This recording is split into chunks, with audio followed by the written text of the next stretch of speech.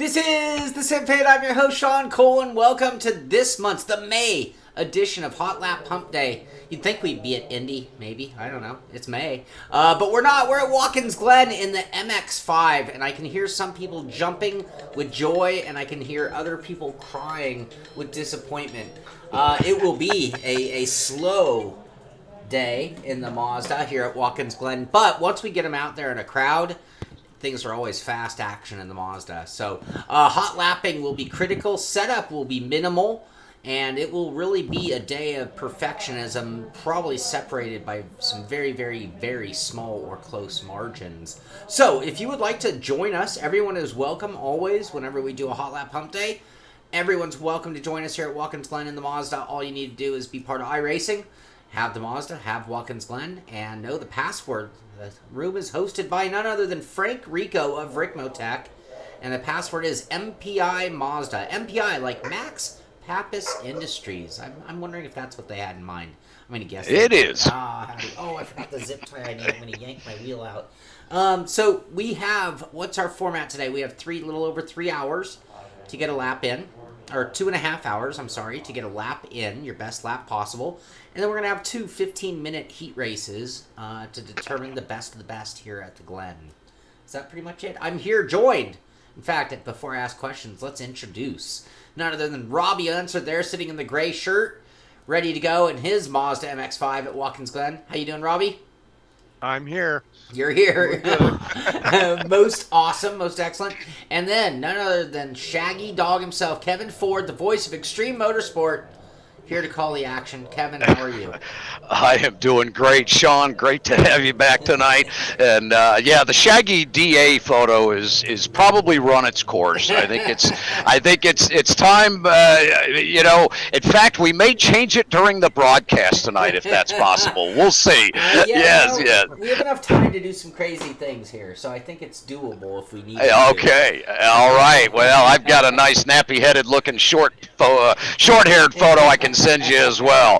Don't confuse it with my dog. They are different. But, great to be here. Shaun, we've got an exciting one here tonight at the Glen, obviously. The Global Mazda MX5. This is always a great combination, as you stated. A lot of the times are going to be within tenths, hundredths, and even thousandths of a second tonight. You'll see a lot of drafting coming out of the S's there up onto the backstretch, and, of course, pirouetting down into the bus stop there, trying to keep things at bay. That's going to be a very hairy situation, certainly in our final event of the two sprint races. So, it's going to be a lot of fun tonight. We're looking forward to it. As you said, some may be crying right now, and others are really elated about this combination. I'm the one who's actually excited. So it's just, my experience with sim racing has been that the slower you make the cars, the better the racing is. I think that's true in real life a lot of times, too. Sure. And so I've just always been such a fan of how, you see it in videos, shenanigans in the Mazda where, like, one driver can literally reach out and adjust the mirror of the guy he's next to because you're going that slow. Right. Is Kevin a little loud? I will make that adjustment. Thank you so much for the input. Let me just make sure I'm operating the right computer here. Doing the right thing. I'll bring Kevin down. We're always changing.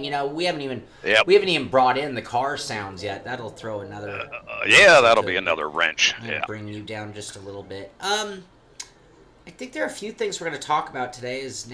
Probably now. Should we hit the track or? I think you guys need to get out there and get some times on the board here. Andrew Slissen's joining us here already. Great to see him out. He'll be getting an early lap time on the board here tonight. He may actually get a lap in before you guys get out there and get one on the board. So I'm just trying to. I had this problem. I explained it to you guys, but I'm literally labeling my mice because I keep grabbing the wrong keyboard and the wrong mice all day long. So I'm trying to resolve that.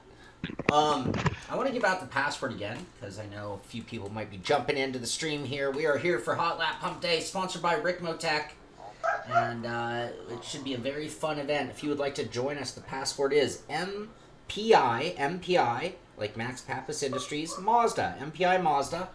We are here at Watkins Glen. It's in the hosted section, and it is hosted by Frank Rico.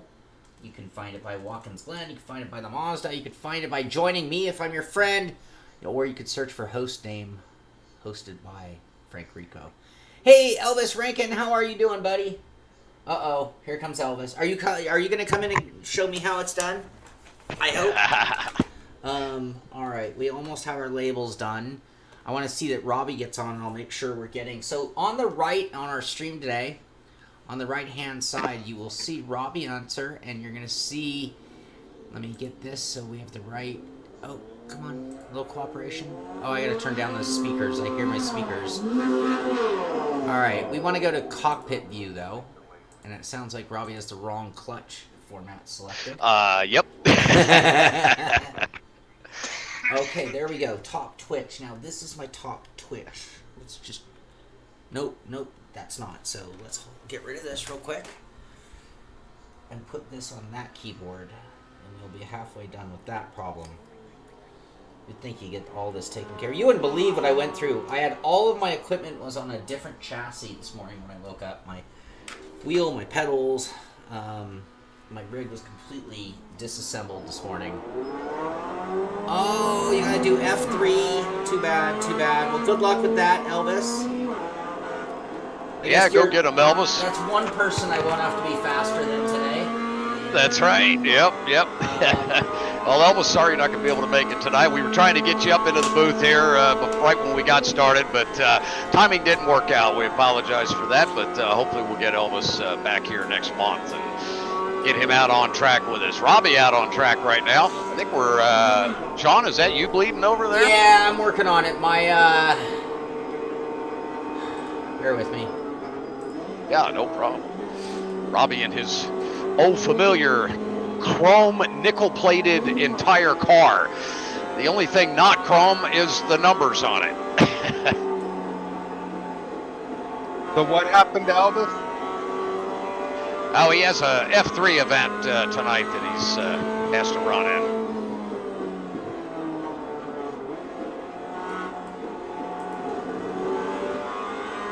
What is going on? Well, Elvis will welcome you if you can make it. Jump in and get that one lap in, and I'm sure that's all it will take you.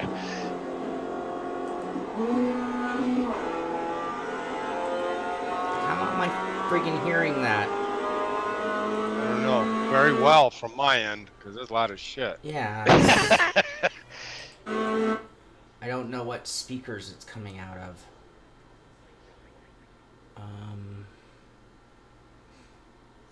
I'm actually rather stumped right now.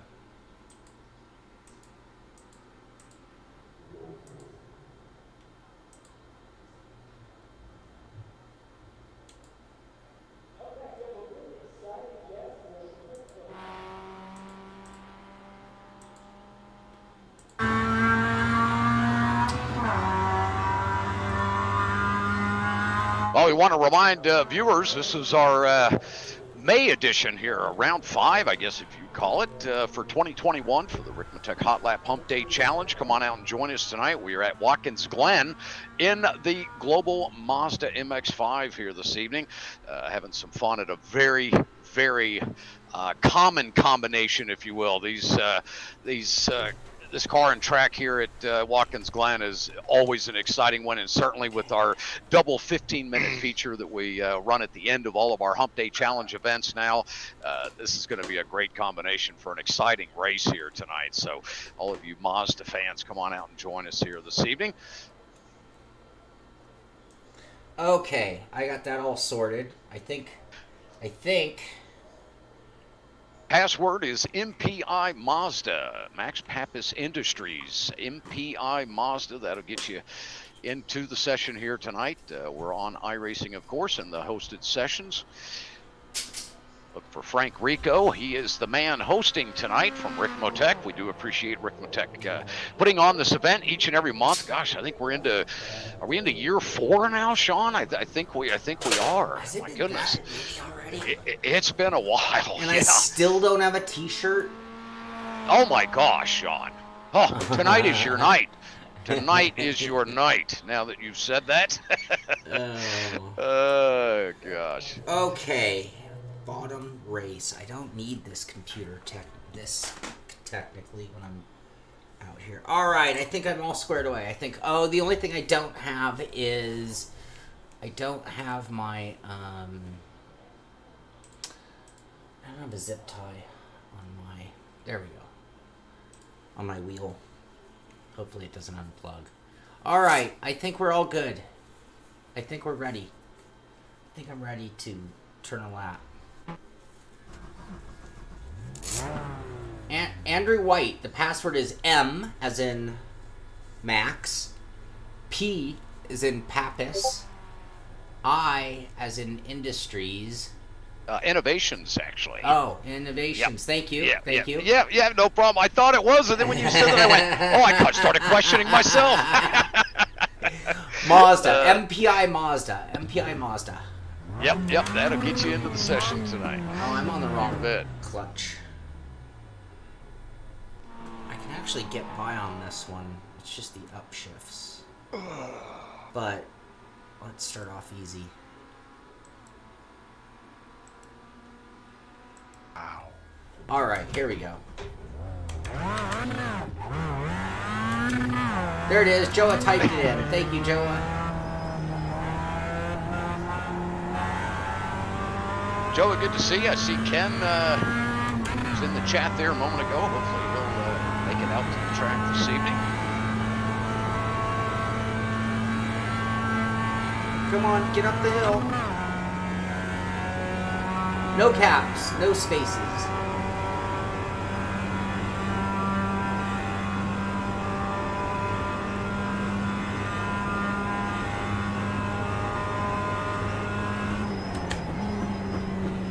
I know the last thing I drove was a lot quieter because I could barely hear my car.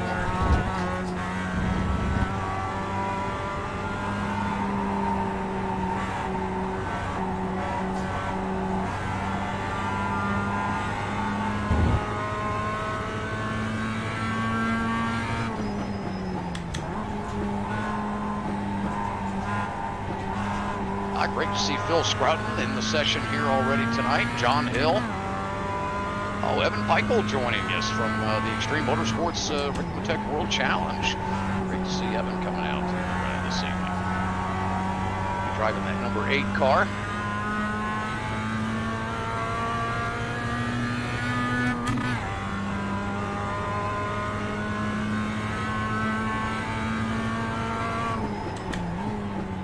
I want to remind everyone that this is an annual competition as well. Ricmotech is giving away $500 in sim equipment this December, just in time for Christmas. And there's only one way you can win that, Shaun. You know how that is? How's that? You got to come out here and win one of these Hump Day Hotlap challenges, and those occur every month, third Wednesday of the month. Come out here in that 2.5 hours of qualifying or hot lapping that we do out here to try to get up into the top. Let's see, tonight I think we're doing top 16. Top 16 drivers will make it into the final event this evening, and then we will have 2 15-minute heat races. I think we're going to reverse the grid again tonight. So, keeping it exciting out here. But yes, again, those winners from each of the Hotlap Humpday challenges will be in the running for that $500 in December of this year. And so we want to make sure everybody understands that this is more than just coming out and having fun on the third Wednesday of each month. We've got even a bigger prize at the end of the year. So we want to make sure we reward everybody for the time they spend coming out and running each of these events and participating in the Ricmotech Hotlap Challenge. And we do appreciate it. Of course, big thanks to Frank for putting this on, and Shaun, man, bringing your show to the house here is really taking this thing to a whole nother level, man. We do appreciate you being out here. Thank you, Kevin. You know, I was thinking, so the rules, so I still am not even eligible to win, huh? Is that what you're saying? Not yet. Yeah. I'm gonna be a little greedy right now and focus on myself. And you know me, I'll be a little greedy and try to slow you down. Oh, goodness. No, always rooting for you, Shaun. Always back there in the back seat saying, come on, buddy, we can do it. We can get there. That's right. Oh, yeah, and Heiko, Heiko's answer to Elvis is correct. I just love this wheel. I just finished it, so but I only have one quick release for my wheel, so I can't just switch that easily. Which is something I'll resolve sooner or later. But this is my new 3D printed wheel with a bunch of parts from Frank, actually. Nice. Yeah, and you know what? Even though it's an open wheel style, I believe it's 300 millimeter. Might be bigger than that. It's no less. So it's a pretty beefy wheel. Yeah, I'm not uncomfortable driving it. My car is too loud. Oh my god, I really don't want to turn down my car. I really don't want to turn down the car. Right. I will be flying blind if I turn the car down. You know what I need to do? No, that would just be the audio for Robby's car. Hey, Terry. Oh, we turned a lap and we're still only number 3, so I guess we can do that. Yeah, Andrew Slissen's taking his number 99 right to the top of the board here, making that Global Mazda shine there for Mr. Slissen's with a 210.948. Phil Scrudden right behind him now with a 211.695 on the board. And Shaun, you're sitting there in third, not far back there, 212.759. I know you'll be chipping away that here as the laps go by. Robby's got his time on the board now with a 215.6. John Hill sitting there in his number 7 with a 214.999, just inside that 215 window. Looking forward to other times coming up on the board. Andrew White joining us here tonight. Great to see him back out here in the Hotlap Humpday Challenge. I am so looking forward to this final 2 events tonight, Shaun. I tell you, these things are exciting to watch here. We come here quite often in the Ricmotech Sports Car Series and, of course, the Classic Sprint Series where we feature the Global Mazda. I love watching our events at this track, man. You can just really throw these things around here. Yeah, you really can. It's such an iconic course. I mean, it's a track that everybody loves to drive. It really doesn't matter what car comes to the Glen. It's the Glen. I mean, it's hands down one of the funnest tracks to drive here in the States. It's a little slow. Oh, here we go. Say what you want, but this. You mean this track they built for F1 cars? Right. So I found it only fitting to bring 110 horse here. I mean, I found it only fitting. I fell asleep twice going down the back straightaway. I'm gonna have to hire somebody to come in here and bitch slap me just while I drive. So let me know when you come out of the S's. I'll clap in your ear. But I mean, it's okay. It's slow, but it doesn't handle very good either. So that makes it a lot better. Doesn't that I figured you would be really excited once you got in the car. And I hate to use the word, but I actually hate this car. Well, you know, it's certainly one of those that is it's a driver's car, and if you're into high horsepower, high speed mobile, like a Robby Unser that I know, actually getting from A to B and right. Yep. But we must be nice to our Mazda fans. There are many of them out there. And yes, I know where you're at, Robby. Yep, I love the speed too, but it's a fun car though. Racing it is probably more fun than driving it, alone, at least on the sim, I should say. My father actually owns a Miata, and so he and I have had a lot of fun tooling around in that thing. But it's okay in real life, but right, as long as nobody gets a picture of you in it. Then you gotta I mean, it's like a moped? Right. I wasn't going to say the other part of the joke, but... Alright, next black box is this one. I don't even have anything mapped because I just put this wheel back on this rig. Funny enough. Funny. Alright, we're going to have to do better than that, aren't we? Yeah, looking at the times here. Evan Peichel now going to the top of the board with a 2:10.697. Showing his muscle here this evening, coming right in and putting a hurting on Andrus Lizens right out of the gate. Andrus is a tough one to take the heat to here in the Hotlap Humpday Challenge. Andrus has won quite a few of these over the past year, and Evan jumping in here and just laying down the mark. Great job. All right, we're going to turn down the car just a teeny tiny bit for Heiko. Bill Scruton getting a great run here with a 2:11.695. All right, Heiko, we turn the car down just a little bit. Let's make sure we are current on Robby. This is Shaun, I have a feeling this may be a strategy of these guys to get your engine so low that you can't even hear yourself shift. The things people do to mess with me. Oh, yeah. Yeah, you're right, Terry. It won't matter the lap times. It's just going to determine the ones who make it in on the line. Other than that, once everybody's in, you can't get away from each other in this car. Yeah. Well, I take that back. The super fast. Yeah, when I start crashing, it's easy. Yeah. I just realized I'm wearing the wrong shoes. I'm wearing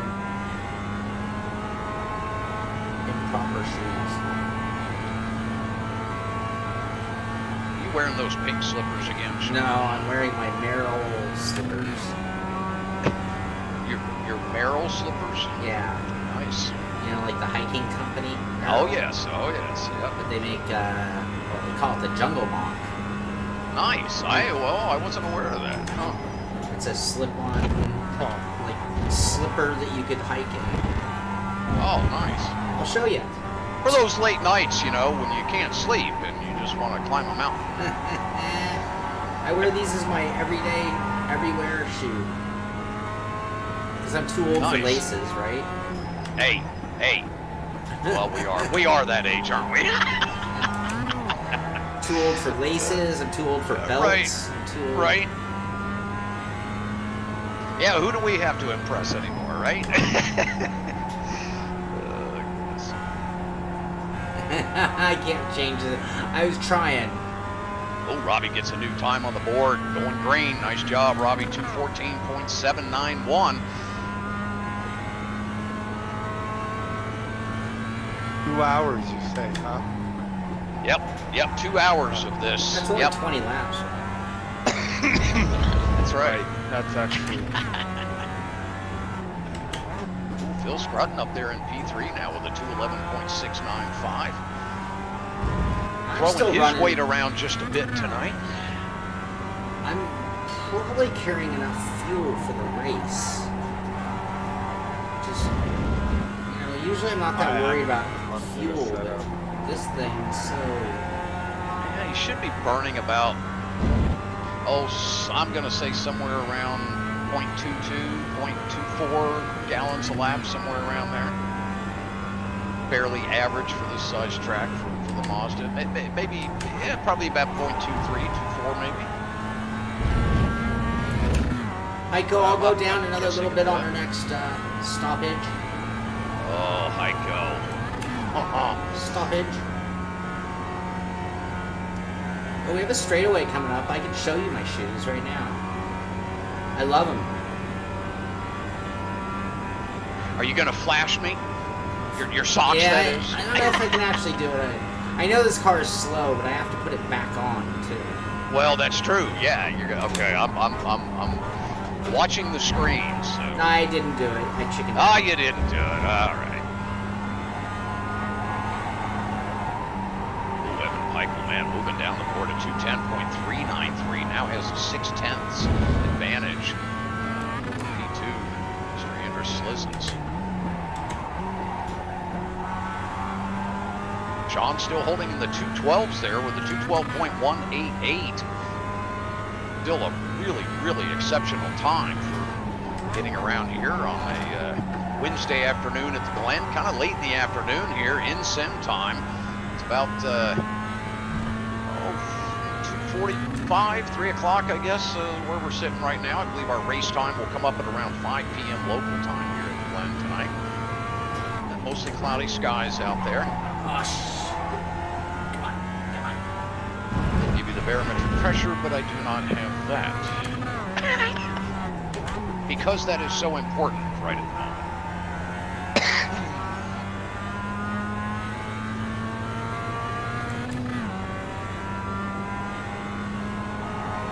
John trying to pop himself down into the 11-second range here. 2 minutes and 11 seconds is a really quick time around here. Phil Scruton really laying down a great lap. Andrus and Evan, of course, in their own little category up there in the 210s, stretching out nearly a second advantage over second place, third place there from Phil.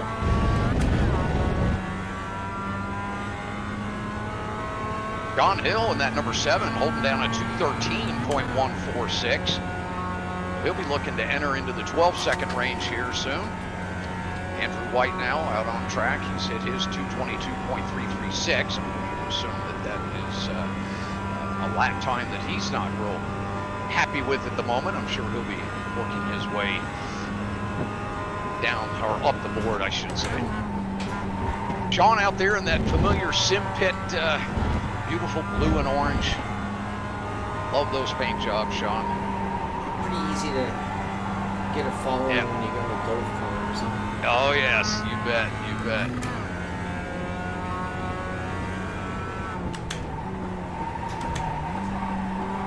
Well, for those of you that have popped into the Simpit here this evening, if you want to come out and join us, we are featuring the Global Mazda MX5 here at the Glen tonight. Yeah, Watkins Glen. Love this course, and man, is it fun in the Mazda. And certainly when it comes to racing that car here, and we're going to have 2 of those tonight, 2 15-minute events. We'll be coming up at the end of our 2.5-hour qualifier here, our Hot Lap Challenge taking place in that first 2.5 hours. The top 16 drivers on the board will make it into our 2 final events here this evening. We'll have our first main event, or I should say first heat race, which will include 16 drivers here this evening, 16 to make it into that first round. And then we'll take the top 12 out of that first race, and we'll invert that field, at least the top 10 anyway, and put them back out on track and see how they fare. It will make for one heck of a feature race, because the draft here is critical. To watch these drivers trying to come back from the back of the field that finished up front in that first heat race. We're going to see some exciting backstretch action here tonight, without a doubt. You ever play Wreckfest? Yeah, you know I haven't, Shaun. I've seen you guys do that, and I tell you, that must be an absolute blast. Yeah, I think that's the race will be like. Yeah, right. There you go. Yep. Well, we have a lot of talented drivers to come out for this event every month, so I have a feeling everyone's going to behave themselves tonight. Certainly up in the front of the group in Heat 1. We'll see who fares to end up at the rear of that field. Hopefully, it could be somebody with some bad luck ends up back and gets themselves on the pole for the second event, may be able to walk away. Who knows? We'll see how this plays out here tonight. Love that carousel in this car. I know, Robbie, I know. I can barely get my hair moving in this thing. I know. You know that I actually raced the first ever Miata race ever. Forever. Well, now, Robbie, now how can you have the feelings you have after telling me that story? My goodness. I raced the first Miata race ever. No kidding. So do tell, man. And is that the end of the story? Are we going to leave it at that? No, it was a invitational actually in Hong Kong by Teddy Yip. Okay. So, I mean, my dad, Uncle Al, Bobby Rahal, Jeff Bravo, myself. It was a pretty heady group. It was the announcement of the Miata. They were Nice. just like this. 1990 then, I take it. Yep. And they had a weird rev limiter that was vacuum. And we had a hard time figuring out, so your car would just shut off for like 2 minutes. Okay. They were so quiet we could talk to each other. Carnell Jones was there. Oh, I love it. You literally were at Rutherford. I mean, these guys were just talking to each other down the straightaway. I got pictures of us going 4 wide down the straightaway into basically a 2 wide hole. Oh, jeez. I love it. Yeah, I mean, we tore the shit out of these cars. Oh, man. Great story. Yeah, it was, they're fun to drive in real life, you know, because they're all right in real life, but they suck in a sim. Yeah, it's my least favorite thing to do, and I know we all do it a whole bunch when you get on iRacing and blah, blah, blah, blah. Right, blah, right. Blah. Yep. Get it free and whatever. Buy another car, you get it and drive it. That's the way I feel. I mean, it's not the solstice, so it's not that bad. Well, true. Or the Jetta. Right. Yeah, I am not getting the aero advantage. In this car, I should have a distinct advantage with being bald and short. Not working? No. Shaun, you are too kind to yourself. I mean, both. I should get credit for both in this case. All right. I stand by. Turn our force feedback down just a little bit, see if that helps. All right, if you are watching and you would like to be out here for Hotlap Humpday, you got a couple hours to get your best lap in. We'll take the top 16, which means everybody's in as of now. And that will be 2 different 15-minute shootout races to determine the champion at Watkins Glen in the Mazda MX5. Right now, there's a lot of difference in lap times, anything from a 2:09 up to a 2:15 looks like the realistic lap times right now, and I'm sure we'll see things tighten up as we do still have a little, almost 2 hours left in the event. So, I am going to take my first quickie break, just a super quick break, and real quick, Kevin, are you here? I am here. I am going to play the 30-second promo. And so if you just kind of count for 30 seconds, you'll be back on the air. Yeah, stand by. Let me try to clear it again. Oh. Sounds good, buddy. I'm trying to help Phil out. Yeah, Phil's having an issue here. I'm trying to get him. Elvis, I have some sort of a set, but a set would always help out. In the case of the Miata, there's not a whole lot we can even do, but you have some Gosh, Phil, that's struggling to clear that. Not sure why. A setup would always be nice. What's going on with Phil?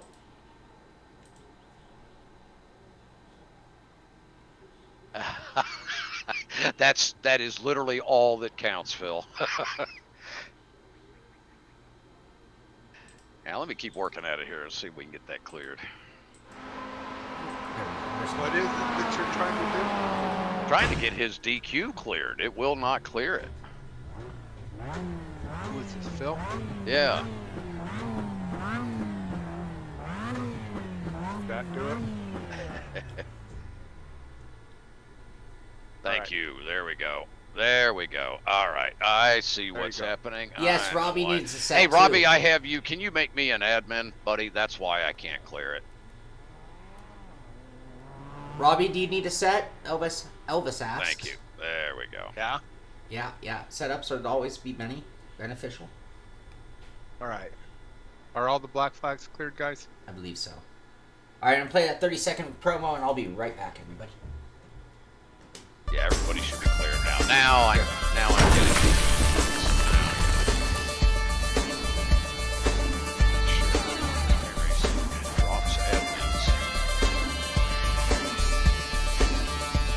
Yeah, and leaves me in it. The one driver that would like to be DQ'd, right? Yeah. I'm DQing myself, didn't I? Is Elvis in them?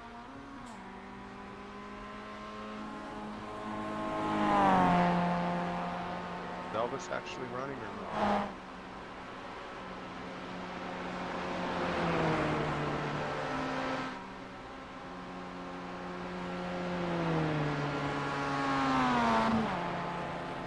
A little sneak peek there to the extreme scoring. Put the ad up there on screen. Great to see that. Yeah, a new product coming out there to the sim racing world for iRacing fans.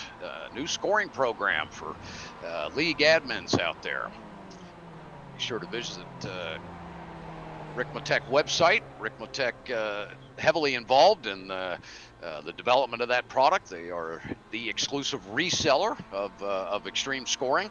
So be sure to go to ricmotech.com and check out products and look for software there. And there'll be a whole section there that'll tell you all about the program.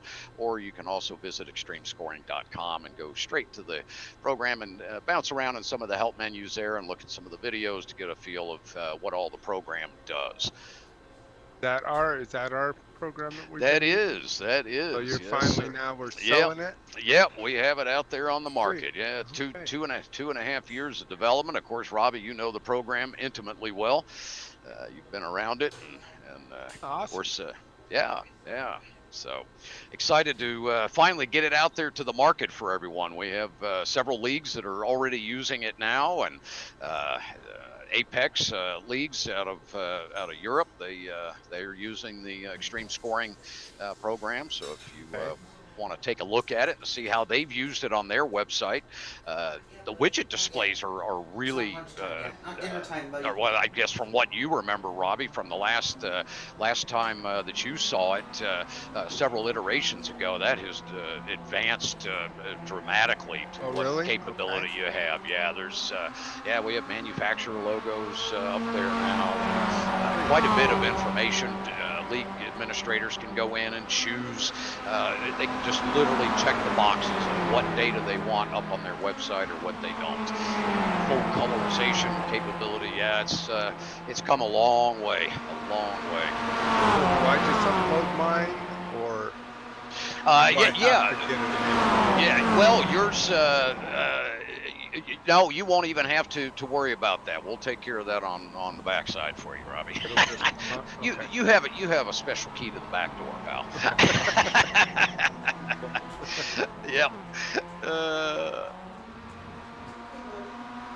Yeah, so we're excited to have that going. Yeah, I tell you, it's tough. Yeah. Oh man.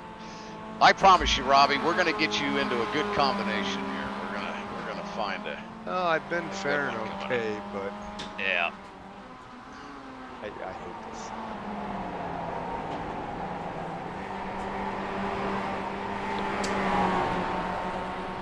Yeah, in fact, when Shaun returns, we'll talk here. to him a little here. bit. Hey, there he is. My goodness. What was the question? Jump back quick.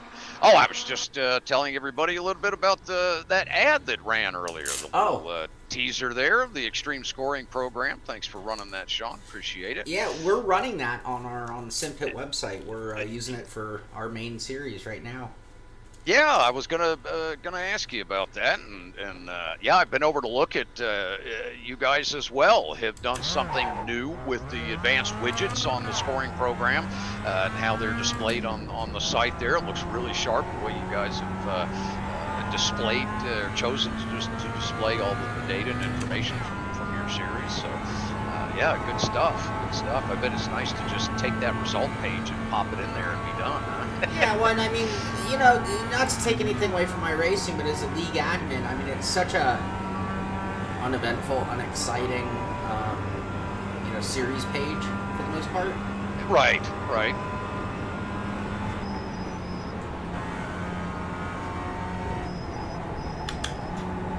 Sorry, I had a little moment here. No problem. I was watching you there. Good job. Yeah, love that courtesy out there. Or was I using it for me? Now I'm the draftee. Oh, yes, a little strategy at work. Good stuff. So I am sitting here with, this is going to sound funny, I am sitting here with a sopping wet bottom. And I did say it that way for humor's sake, of course. So Of course. Last we year, must exaggerate for drama purposes. In the peak of summer, I live in Southern California. It can get hot here for months. So, midway, you're worn out from summer, and you just don't need more hot time, and you have a race coming up. So I decided I wanted a cool suit, like we use in our Lemons car. So a cool suit from that racing company is, it's like $500 for their pump cooler, and The shirts Sure. are like 200, 180 bucks maybe.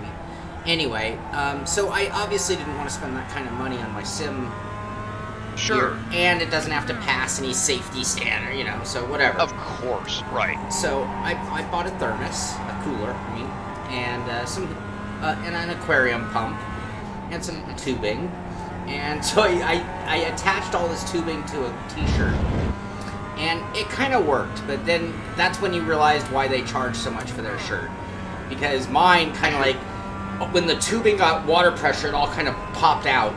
Now it worked, it was just impractical. The other thing I realized was, you know, it's one thing to wear a cool suit and have these hoses dangling when you're talking race car, because you get in a car once and you pretty much get out. You're not getting in, out, in, out, in, out, in, out, right? And so it's not that big a deal to add one more thing to the standard operating procedures of getting in. But in my rig, I hop in and out at will all the time. So it's like I really didn't want all this. So I decided it was great, and it worked. The shirt worked like a champ. Okay. Really? Neat. So I decided that the problem was that it was the shirt, not the concept. So I decided I wanted to make it in a vest form and attach it to the seat of my rig and be able to pull the vest over my shoulders when I want. And that way I could come and go as I please, right? Okay. Yep. So I do that when I decide I'm going to upgrade the hoses so it's a little more efficient. Well, unless you can't properly glue a 4-to-1 together and you end up with water just geysering out of everywhere the minute you turned it on, and it just completely filled my seat full of water. Oh my gosh, Shaun. Yeah. Oh man. I think I'd do it to the seat and not do it in your shirt. So the second version was going to be way cooler. Now I can't decide. So now I'm to the point where I'm like, I don't know if this is the best idea. I mean, it sounded like a good idea in theory, but in practicality, there might be a better way to stay cool. Why don't you take 2 seat covers and sew them together and put your tubing between it, and then pull the seat cover over the seat, and then just have one continuous line running through it to reduce any leak issues. So it just snakes its way through the material. So the problem with one continuous line, I learned, is by the time it gets to the end, it's no longer as cold of water or even cold. Oh, wow. So you have to run like 2 or 3. Yep, and so the first version I did was a single line, and it worked great, no leakage, everything was awesome. But I was like, wait, so the spot it comes in is freezing cold, and the spot it returns is almost warm. So that was part of that. Well, you got to run them 2 lines in opposite directions. And so the second version, that's what I had done. But now you're talking about, like, I don't have any fittings that, like, split lines. And now we get back to what they do well, you know, they being Cool Suit. Yeah. The way they glue that little connector together is, like, perfection and beauty. I've never had one leak there. It's like, I've had the little O-ring die and but so, Rob Hartley! No, you do not have to sign up to participate in tonight's event. MPI Mazda is the password, so if you look for a hosted room hosted by Frank Rico, we're at Watkins Glen in the MX5, password is MPI Mazda, one word, MPI Mazda, no caps, and anyone can be here. If you want to be part of the championship for the year, yes, you do need to sign up via the Ricmotech website. Anyway, so actually, I hate to jump in and correct you. Yeah, no need to sign up. The winner of each hot lap every month is automatically invited. And if to the December championship, no sign up needed. And if the winner is a past winner that has already been invited, then the invite goes to the second place, and if the second place has already been invited, it goes to the third, and so on. Okay. So even if Elvis comes back and wins it, you're taking someone from every event. Yep. We're basically inviting the fastest guy from every event. No need to sign up. None of that. You'll just get an invite in December. Join the event, and then the winner of that event which will have multiple heats. So we're not just going to do the 2. We'll make it a little bit more complicated. Yep. But the winner of that will take the $500 in sim equipment. Gotcha. So no need to sign up. Thank you for that, Sure. Frank. Frank, did you see this? Are you watching the stream? Did you see this? I am. Did you see this? But I'm watching the stream. But there's a little delay, so whatever you're holding up, I haven't seen yet. Today. I did hear you say you are running the wheel that you made with parts I shipped you. Yep. See, notice your encoder knobs. See, blue and purple. Oh, now I see them. There we go. Hang on. Okay, the stream is catching up to me now. There we go. Oh, that's nice. Everyone keeps asking me why I'm using this wheel, and it's like, well, number one, it's just freshly built, so it's my new toy. Right. Number two, despite being an open rim wheel, it's fairly large, so I've been comfortable. I mean, I don't know if I'd go out in the trucks, Right. but for this, it's working fine. Nice. So, yeah, I'm nice super job. excited. Yeah, it came out good, and yeah, I'm 1 week in on it, and no creaks, no pops, no. I mean, there are imperfections because it's made by me, not by like a pro like Frank. But yeah, it came out pretty good. Still nice. Yeah, Yeah, nice that's job. great. And then what was the other thing we were gonna answer? Someone else was asking something else. Yeah, great to see Robert Harley coming out to join us tonight. Another one of our past champions at the Ricmotech series. Oh yeah, so the end result to the cool suit is God, you know what? Yes, the cool suit. Yes. I don't even know. So as much as I've tried and I want it, and it sounded like a great idea, now I'm like, well, I think I might just do a poor man's air conditioner instead, and just where Get some air blowing on you. Yeah, well, I'm gonna put a fan in the cooler. Well, not in the cooler. I'm gonna have a fan blowing through the cooler, and then I'm gonna do ducting. Oh, Elvis, I'm on that right now. Set up. And so I'm gonna put ice in the cooler. I'm gonna put a hole in the cooler on one side with a fan blowing, and then on the opposite side I'm gonna do tubing, and then I'm gonna duct that tubing so it comes at me. So it'll blow cold air without an air conditioner. It'll be an air conditioner running on ice and a fan instead of an air conditioner. Because I bought an air conditioner. I have an air conditioner for this room, which... I was gonna say a little air conditioner at Home Depot, about $50. Done. Well, no, I got a really cool... It was like but it was too big. It takes up a lot of space.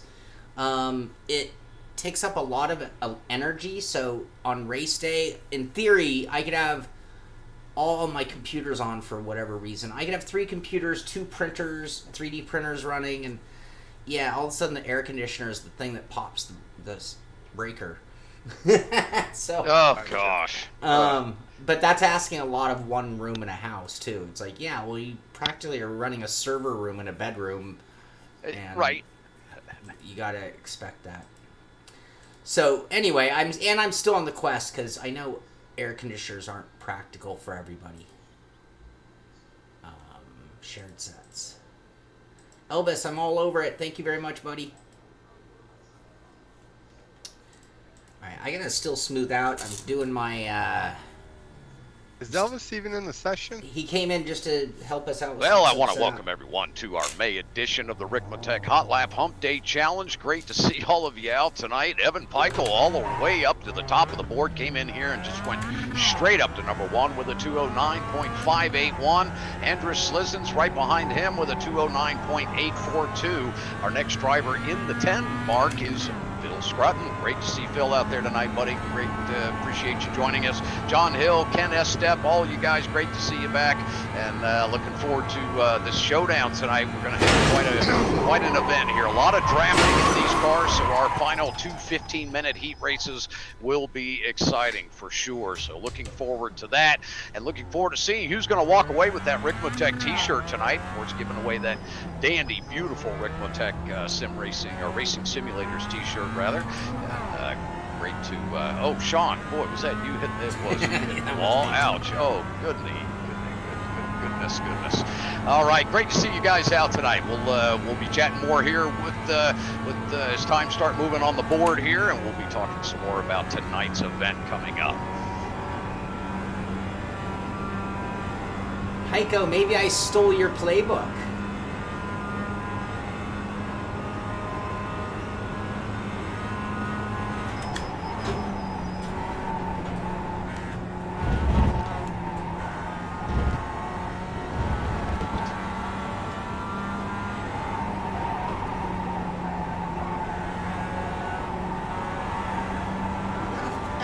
Get it to hold there.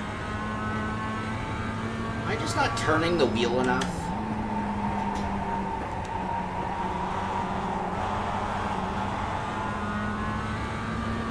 Oh, that's Elvis in front of you. Okay. Thought it was. I want to see his wheel input. I think I don't turn the wheel enough in Sim. Well, that could be. That could be. Although I'm looking at your.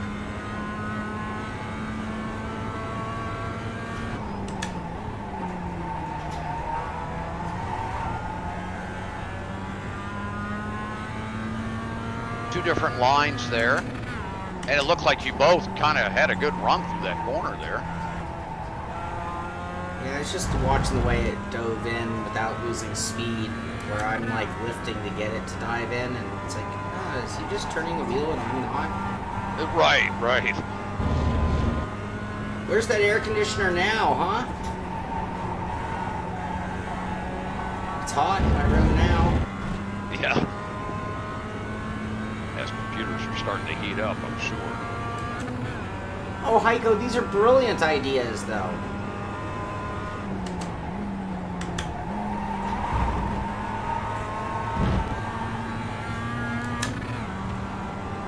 That's gotta be Murano. I saw black and orange. It is Murano!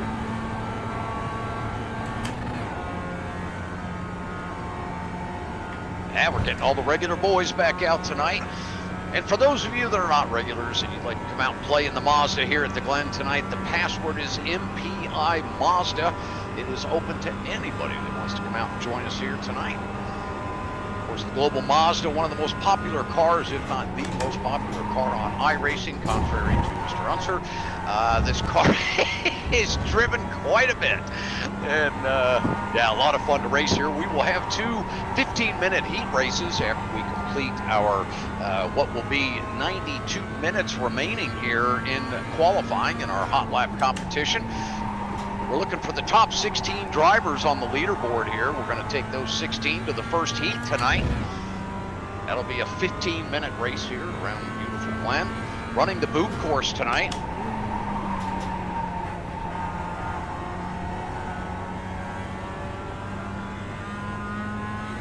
Again, MPI Mazda, that'll get you out here. Max Pappas Innovations, if you will, from MPI. Again, that's all lowercase, all one word, MPI Mazda. Come on out and join us. We're in the hosted section of iRacing. You'll see us in that list of sessions there. I always click the word track up above the track column there to sort those so that you're always... For the most part, everybody's always looking for the track that they're going to, or they know the track that their event is at, so it makes it easy to search that way by just clicking track and going down to the W's for the Glen. Watkins Glen, that is. Gosh, I almost said Texas T, but...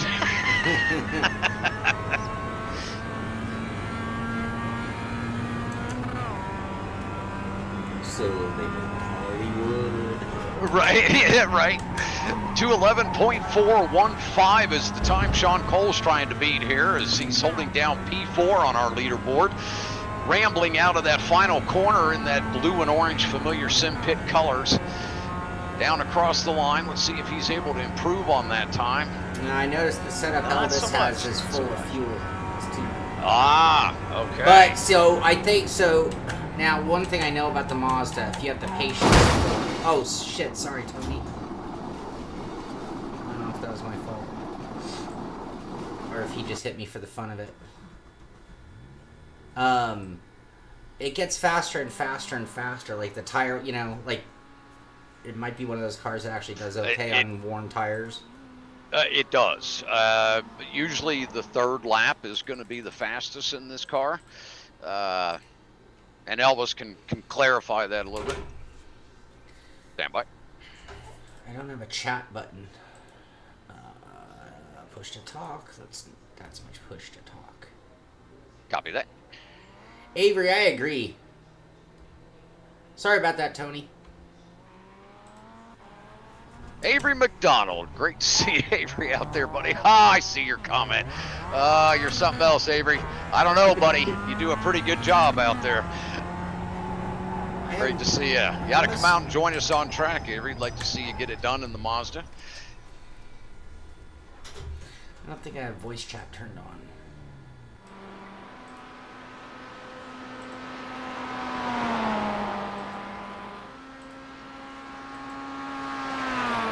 I'm all right. There it is. Now we can hear the peoples. You trying to get my draft, Sean? You believe it or not, it's been totally coincidental. Okay. I think there's Yeah, but you always say that, Sean. Everything about my life is coincidental. Oh, getting a lot of the regulars out here tonight. The heat is on. Anthony Morano, Sean Sebring, Doug Hawley, Dave Clymer. They're all coming out to play, including Robert Hartley. Yeah, this is going to be quite a showdown tonight as we get a little bit further into the afternoon here at the Glen. Our local time now running about 3:21. About an hour and a half remaining in our qualifying session here. The precursor, the hot lap portion of the event, if you will. The Humpday Hot Lap Challenge. Third Wednesday of every month we get the show done here. Shaun Cole brings the Simpit out for each Ladies one of and these gentlemen, events. the 7-time Extreme 99 World Champion Robert Hartley. He's goaded on the stick. Elvis Rankin giving a introduction to Mr. Hartley out there. Thank you for that, Elvis. Yeah, Mr. Hartley, great to see you out here, buddy. Many multi-time champion in the Ricmotech Extreme Motorsports Series on Monday evenings. Robert's gotten it done, and more cars than one for sure over there at Extreme. Been a long time member, many years. Have had the pleasure to watch Hartley lay down some incredible lap times and capture a lot of championships over there. Great to see Robert out here with us tonight.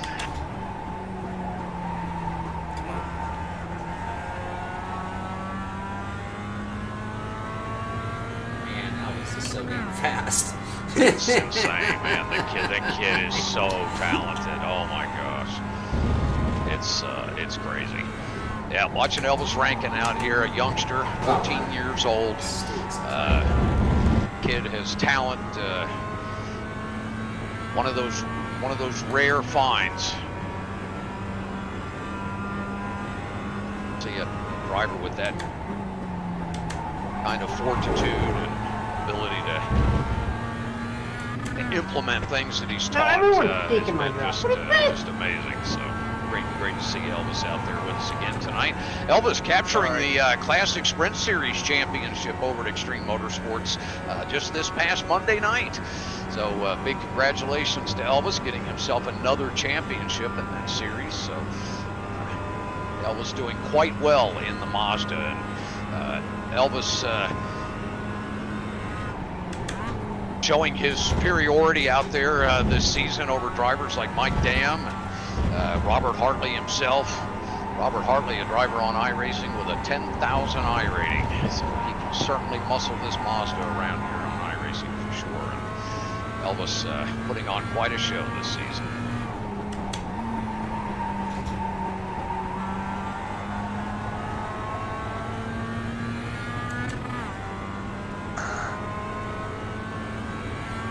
Thing pushes like a pig.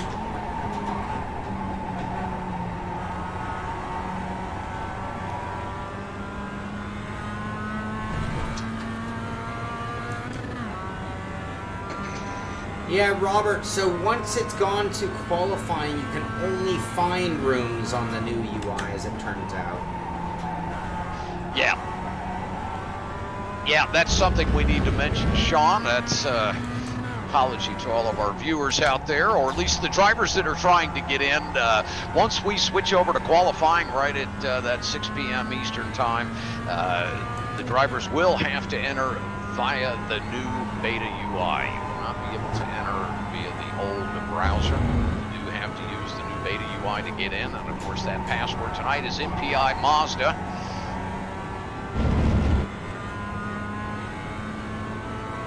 A lot of drivers loading in now.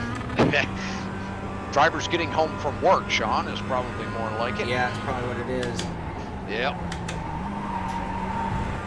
Getting their dinner time out of the way with the family and diving into the Ricmotech Hotlap Humpday Challenge. That's right, it is the third Wednesday of May, our 5th edition of 2021, round five, if you will, in our championship this year. But it's a little bit different this year. We're taking a different approach and actually giving away quite a prize. Ricmotech donating $500 in sim racing equipment this December. Drivers have to come out for each of these events, or I should say, come out for each until they get a win under their belt. Once you've won one of the events, January through November, you will be one of the official invitees to that final championship event. That will be the Hotlap Championship in December. We will have a very special featured set of races for that evening to determine that winner that's going to walk away with that $500 sim racing equipment. Something I know pretty much everybody out there in the sim world would love to be able to walk away with that. Certainly right before Christmas time, just two weeks out. I think we'll be hitting it. You know, well, we'll probably be within 10 days. I'm thinking of Christmas this year. I'll have to look and see what the exact third Wednesday is for December. Coming up here in 2021, but that's all you need to do to get yourself that $500 prize is come out and jump in the Mazda here tonight at the Glen and show drivers like Evan Peichel and Andrew Slizens what you have under your hood, and take that time away from them on the board there. Of course, you do have to make it into the final 2 races, and then of course qualify into the final event by being the top 12 out of the top 16 that make it to those 2 races this evening. I do want to send a big thank you out to Frank Rico for putting this event on every month. Gosh, that's what I was asking Shaun. Frank's with us, I believe, on mic here. Frank, you have a copy? I am. I'm here. Frank, yes, do you recall, I'm sure you do better than I, where we are in our months of putting on this event? I know we're 3 years in. I know we hit that mark. I'd have to look back. It was in October. Right. It was our first event, but I don't remember what year. So I'm going to say 2018. 2018? No, 2017. 17, actually, I believe. It was 2017. Yeah, so it'll be 4 years this October. Yeah, so we're 3.5 years into this. Yeah. Yep. It's been a lot of fun. We've had a lot of neat experiences. We've had a lot of great guest appearances. We've had members of the SCCA come on. We've had a lot of guest hosts when I wasn't able to be here. We've had that. Of course, Robby Unser has joined us for most of that time. Honestly, Robby's been gracious to come out and join us each and every month for these, and it's been a lot of fun. I'm looking forward to this one this year, Frank. What a great idea and program you've put together here for this championship this year, where we're giving away $500 and sim racing equipment. So I know that's a big draw, and a lot of these guys are very dedicated to getting themselves a win for each one of these months. So explain, if you will, exactly how that's going to play out. I know if we have some invitees that aren't able to make it, we look to the next driver in. And that's a good way to feel slow is have you behind me, Robert. Yeah. So the winner of every monthly challenge, and you should have a list with you of all those drivers that have already been invited. I can pull that up, but we should definitely. Aldous Putelis is our first driver. Elvis Rankin, of course, the new driver that signed with Apex Racing here recently. He's one of the drivers in the running. Andrew Slizens, and of course Nicholas Muir. Yeah, I got to get it warmed up. Got all 4 of those guys that are sitting in a real good seat. Looking forward to having an early Christmas. Better to hear it like that. Yes. So they've already been invited. So if tonight one of them is the winner, then the invitation goes to the next driver that has yet to be invited. And if that driver has already been invited, then it goes on to the third and so on. But essentially there will be one new invitation given out every month.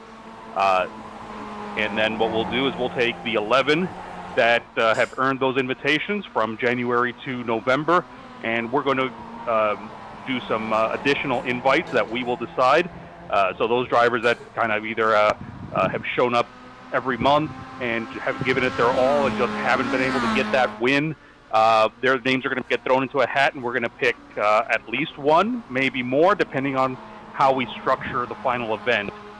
So if we need 12 drivers is enough, we'll just invite one more to make it an even dozen. If we need some more drivers to make the event more exciting, then we'll pull some more names out of that hat, and we'll give some invitations out that way.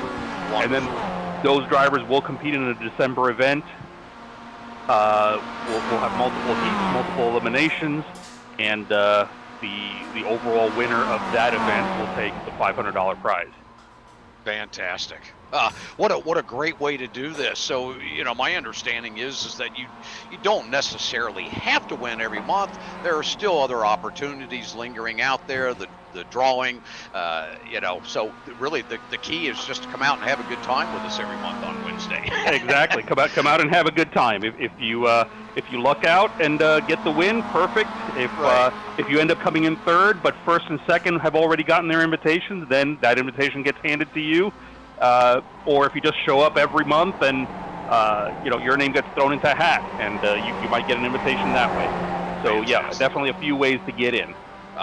That's great. That's great. Yep, very exciting. I love mixing it up, and of course we've always mixed things up each month, you know, with the track and car combination. And for the viewers out there that are seeing our event for the first time, the drivers that you see out on track here tonight did not have any clue as to what the car and track combination was going to be until the session went live tonight at 6 o'clock Eastern. So they have very little to no time to prepare, Frank, and that's one of the big exciting components to the Hotlap Humpday Challenge. Yep, that's true. That's how we do it. Yep, love it. Good stuff. Good stuff.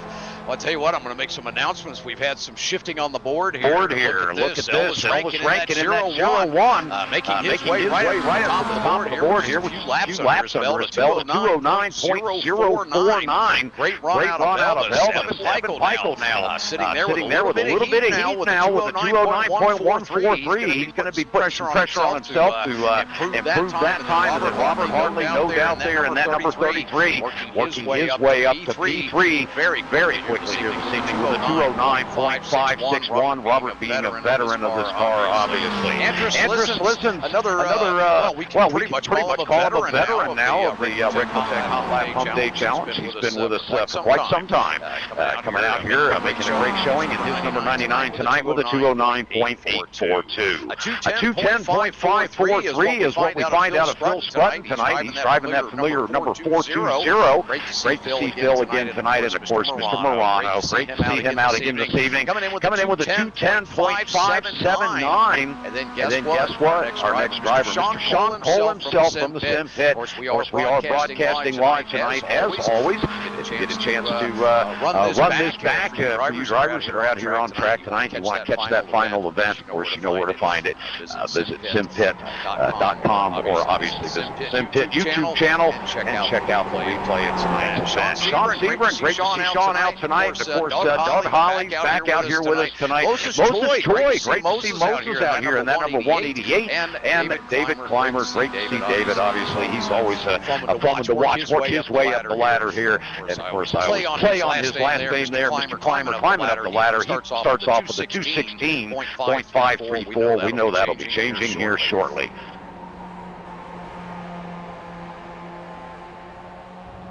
Need to get that mute button fixed, Sean, so I'm not echoing in your ear there, buddy.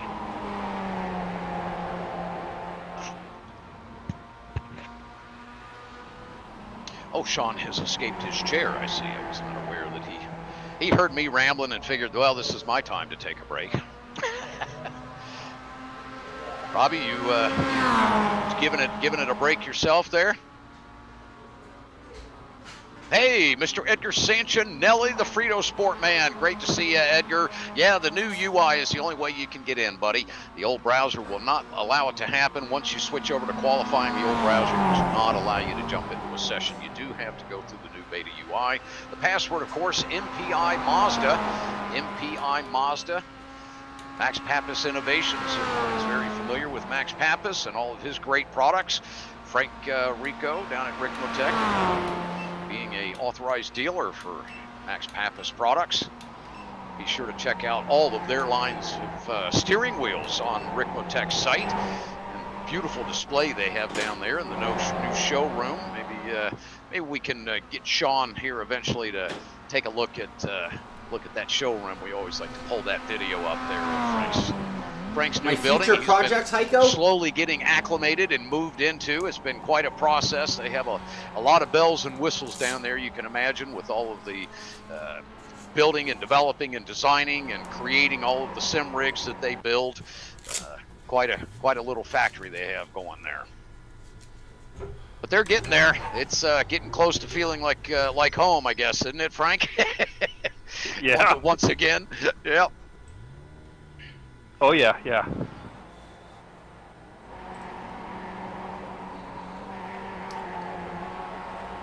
Well, all that talk of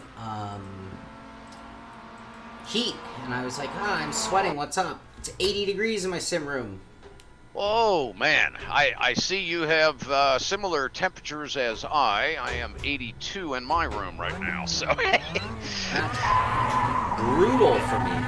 Yeah, well, to be driving at that pace, yeah, I don't know that I have ever been able to get my sim room down below 80 degrees on a race day, ever. I mean, I've cranked the air down in our house. It doesn't matter, man. These computers going in this room, it's like, you know, like you, it just, you just have to sweat through it. Nah, I'm gonna get that cool box going. You're gonna get that cool suit going, yep. Hey Frank, there's a new project for you, buddy. We need a new sim cool suit, man. put that creative design hat on. Yeah, right. Yeah. In the meantime, Shaun, here's what you do: you take your cooler that you've already got with your pump, and you've got your ice water in there, but pump that through a small radiator, whether it's a small CPU cooler radiator, or if you can find like a little oil cooler radiator, pump that through it, and then put a fan behind it and have that blow cold air at you. You think that radiator will work better than just out of the cooler? You'll definitely get a lot less humidity out of it, because you'll keep all the water contained. You're not evaporating it into the room. Yep. And adding humidity. I mean, otherwise you're basically building a swamp cooler. True. Now, for here, that's not a terrible thing, because we're really dry. You're really dry, so yeah, a little extra humidity won't hurt. Yeah, here we don't want to pump in extra humidity. Yeah, that just makes it worse. Yeah.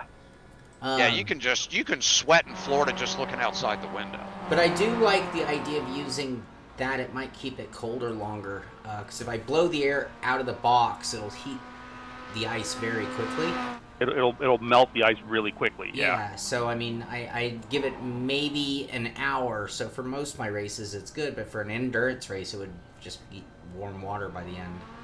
Right. Now in the car, if you screwed up, it would become hot water, which really sucked. I don't think I'll get to that level, because I think 80 is what I'll be fighting on the worst scenario. Yeah. But I can't race at 80. At 80, I start to lose concentration. When I start sweating in my sim rig, I definitely lose concentration. Yeah. But see, if you make the hoses long enough and you put the cooler in your neighbor's apartment and ask them to refill the ice as it melts. Well, in that scenario, if I could just have them hold on to my air conditioning and put the plumbing to give me the air. Because again, this project began last summer, and as I was working on it, I just couldn't take it, and I bought an air conditioner. And so now it's been in here all winter, and it's been pissing me off, excuse my language, because it takes up a lot of space. And so I got rid of it finally, and now summer's here. and it's like, oh, do I really want the air conditioner back in my room? Or do I want to come up with the other idea? Right. Whoa! All right, I think I got that mute button set up, Shaun, so I don't blast across when I'm talking in the sim here with these drivers. I am not blipping very well. I'm trying to go without auto clutch.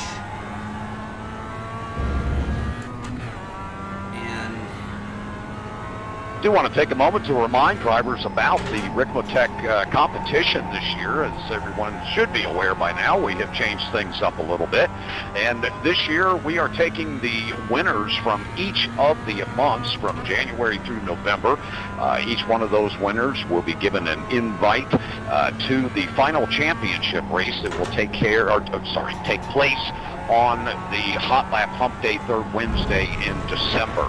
So the final 12th event this year will actually be our championship for this year that will contain the drivers that won the event January through November.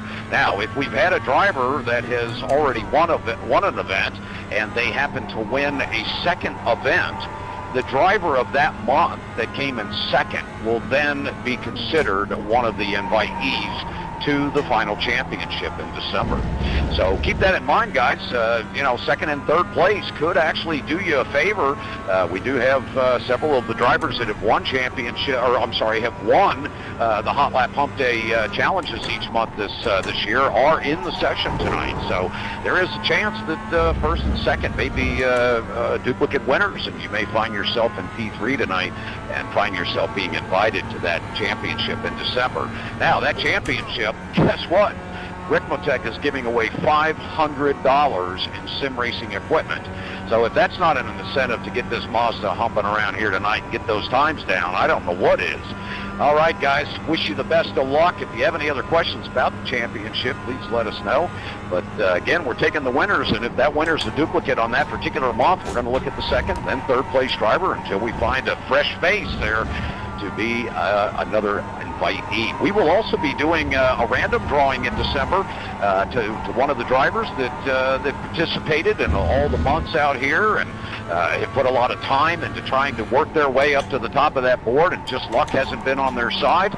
We are going to poll a random set of drivers that will be invited to a drawing. So just because you have not won one of these events, there is still a chance that you may actually be invited to race for that $500 in sim racing equipment, brought to you by Ricmotech. All right, guys, good luck tonight. We'll leave the mics clear here for a bit and let you guys get down to business. So you're telling me there's a chance? Shaun, you have a slim, but you do have... No, I'm kidding. You have a chance, buddy. Of course you do, man. Holy cow. Yeah, you've been doing really well this year. I tell you, it'd be great to see you get invited to that thing.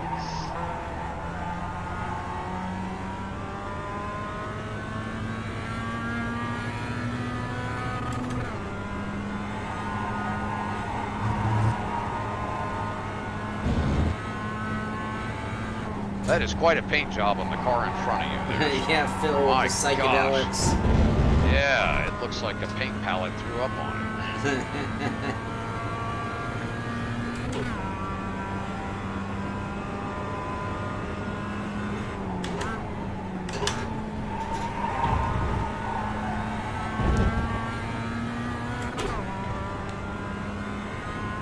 Shaun, a little off topic, but something that some of our viewers may be interested in. And of course, you played a little 30-second advert earlier of the new extreme scoring program coming to sim racing out here for all the iRacing members. It takes scoring to really a whole nother level. We've had a couple of scoring options over the years. I think, Shaun, you remember RPM back in the day, right? Sure. Yeah. We've had, of course, Dan Lisa has done a great job and has been really probably the most widely used over time.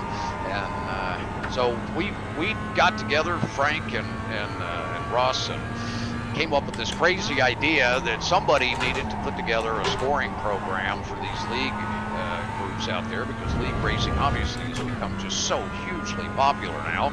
and then you have a lot of the professional groups getting involved with this. The Ricmotech management group handling some of the pro series out there. They cover the Road to Indy series when it needs to, be managed. Of course, thanks for playing the Ricmotech video, Shaun. That's great. I wanted everybody to see. I meant to play. It's switching to 30 seconds. Oh, now it's going to right. I pressed the wrong button. No worries. Oh, that's great. That's great. I love it. Yeah, so this gives everybody an opportunity. It's just kind of a teaser there to see what some of the features are in the widgets. The scoring really goes to so many levels. We're finding a lot of leagues these days are building spreadsheets after spreadsheets, and there's obviously time involved in that.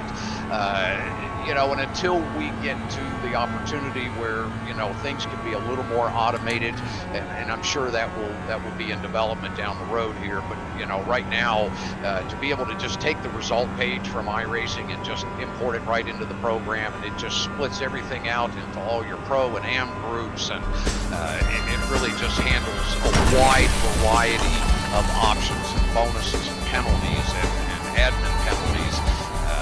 It's quite a diverse program. I know you haven't really had a big opportunity, have you, Shaun, to dive into it much. I know Devin has been heading a lot of that up and helping out with some of the scoring, and Amir. What you've seen of it, I know it's something that you guys have had a big interest in, and it certainly is going to help with a lot of the admin time that these guys spend calculating all this stuff. Yeah, definitely. Well, and it gives you a little extra power that you can't have in a closed league iRacing. So, I've had moments where there are scoring issues or problems, and it was very difficult to make changes. And, yeah, I know there are a lot of tools in it that allow you freedom that you don't have. Because, again, as a league admin, and even though, like you said, sorry, Mike. Hold on, sorry, Mike. Here, just get out of your way. Our league admins are the ones who have been really handling it more than me in this case. But sure. Yeah, it's just as an admin, I've done my admin tasks, and it's nice to have added tools, and just, from our perspective also, as I mentioned, on the Simpit site, just the graphical element making it so much more exciting. Yeah, I think that's a big thing, and it was something that we had originally in the design elements. Was to have a widget system that would be very flexible to create the eye candy, the professional look, the presence, which you can see in the video that's played. That's a big part of the experience now for drivers in the sim world. It's really not just the on-track experience. They want to feel like they're a part of something bigger. They want to go to the website of their league and see their name up in lights and all the glam and glitz, and that's certainly becoming far more a part of the sim world these days. Yeah. Oh, thank you, Devin. Devin just put a link to an example of it in use on our road series. Oh, fantastic. Devin, thank you, buddy. Appreciate it, man. Yeah, you guys did a really nice job at laying out some of the widget boxes and the scoring on the site there. Yeah, it's neat to see the different organizations using the displays in different colors, different combinations, combining boxes, mixing them. And of course now with the road side, we've just broken this thing out into such deep levels with driver types and pro and AMs, and how you can split everything out. And trying to please all the series out there has been quite a task, I will say. No doubt. There are some rules out there that some of these groups are running that, oh my goodness, we had to take a step back to the drawing board. Oh man. Well, and other things, even incident tracking and stuff like that. So we've been able to kind of even create new categories for winners in our series, or that is something coming up. We haven't done it yet, but in the future. Sure. Well, and here's something that I don't know that you're aware of, Shaun, that we've built in just as of recently in some recent releases, is the ability to display past seasons. So you can actually have a link or even a page that you can reference, past seasons, and you can choose what you want displayed. Now with the advanced widget program that we just released in this last iteration is just full of all kinds of options. You can check everything from, lap leaders, fastest lap times, really all the data that iRacing presents, that is taken and just extruded even further and deeper into the program with multiple options. So, we got a DQ driver we got to get cleared here.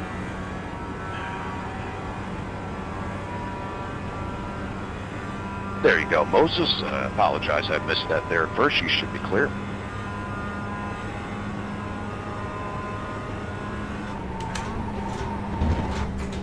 Yeah, it's been quite a challenge. We obviously took a lot of time to research and talk with other groups, different leagues. We took a lot of the experience that we had from working with the Battery Tender Mazda series last year, and of course Road to Indy last year and this year, working with IndyCar. It's been an experience to see what goes on when you start dissecting numbers and stats and data to try to have all of that talk to each other. I tell you, it really brings a whole new appreciation to what iRacing has done from a competition side as a sim. Right. The amount of data, and of course they're resourcing it far more rapidly than what we are as a scoring outfit. Our data is getting updated, on a weekly basis as results are getting loaded, and we have in development now, some API systems that will be in the work. You can integrate your website. There's just going to be a lot of really expansive things that the program's going to do. It really, our plan is to have it encompass everything that a league management situation would be needed. If you were an admin and starting an organization, that program would almost be a necessity, because it's going to eventually be able to handle registrations, for your organization. It's going to do a lot of really wonderful things. It's going to take a lot of workload off of the administrators. I know for our group, we run 3 series. I know Apex leagues and the Apex Racing leagues in Europe, they run, I believe, 7 series.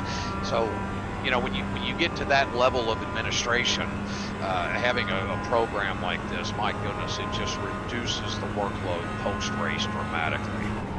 Sure.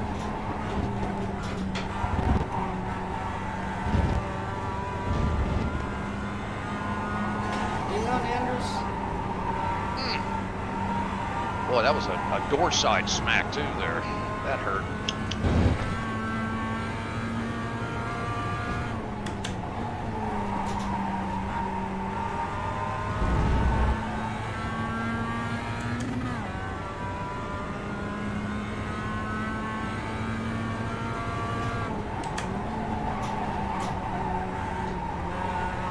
Boy, if we had some shifting on the board here. Elvis Rankin going down into the 208s, a 208.121.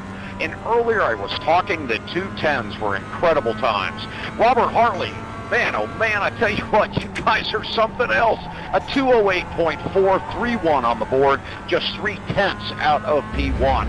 Evan Pikle having an unbelievable run in that number 8 tonight. He too is down in the 208s with a 208.512. Mike Dam, great to see Mike out there, another past champion from the Ricmotech Extreme Motorsports 99.com series.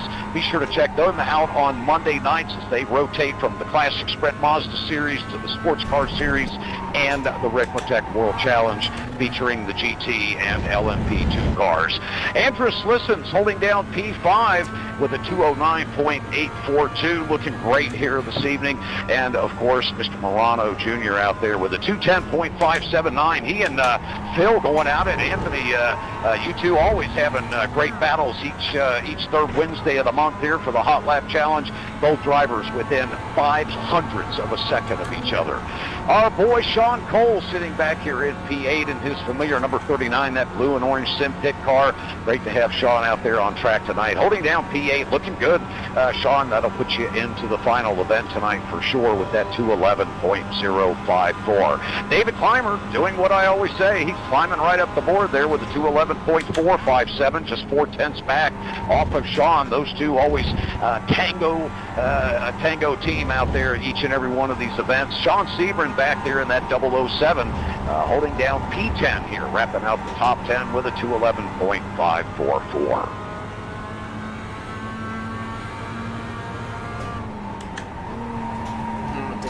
Too early. Oh, man. Boy, I tell you what, you guys are... That's quite a little run you guys have there. Oh, sorry, Ken. Sorry. Oh, Ken. Oh, gosh.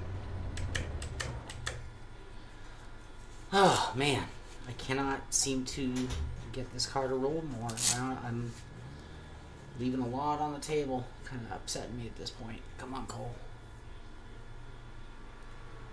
Yeah, Bateo, that is Robby Unser. Referring to him as the guy on the right. Yep. I will say the legendary Robby Unser, Pikes Peak champion, and man of the hour when it comes to sim racing. Robby, how you doing there tonight in the old Mazda? I know that's probably, if any car on iRacing gets you excited to drive, it's this one. Dude, I'm so excited. I had to take a minute. Go outside, be alone. You know what I mean? I know. I understand. It is, the excitement's overwhelming, and I get why you need some fresh air. Yes. Right. Yep. I'm with Shaun. I can't make this stinking thing work. Mine is heat. I'm getting overheated now too. What do you run fuel-wise? 3.3? Is that what I you're just on? been running 2 gallons because I'm slow. Is that what you think we're gonna be on? No, I think we're gonna need like 5. I can't remember how many, but 2 only got me like 4 laps, I think. You guys should be 5? okay with 4 gallons 4 for gallons? 15 minutes. I'm thinking. Yeah, I haven't run the numbers. This thing. Don't quote me on that, but I would think 4 gallons would be enough. We run, the guys run, 5.3 or 5.9, something like that in our series. And that usually gets them about 35 minutes. So I think a 4 gallon is going to do you fine for 15.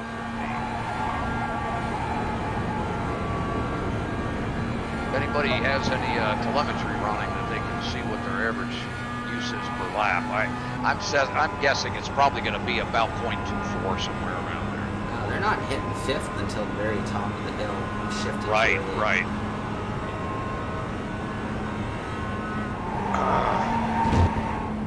Are you going through the little chicane there in 4th, or are you going to 3rd? Yeah, 4th.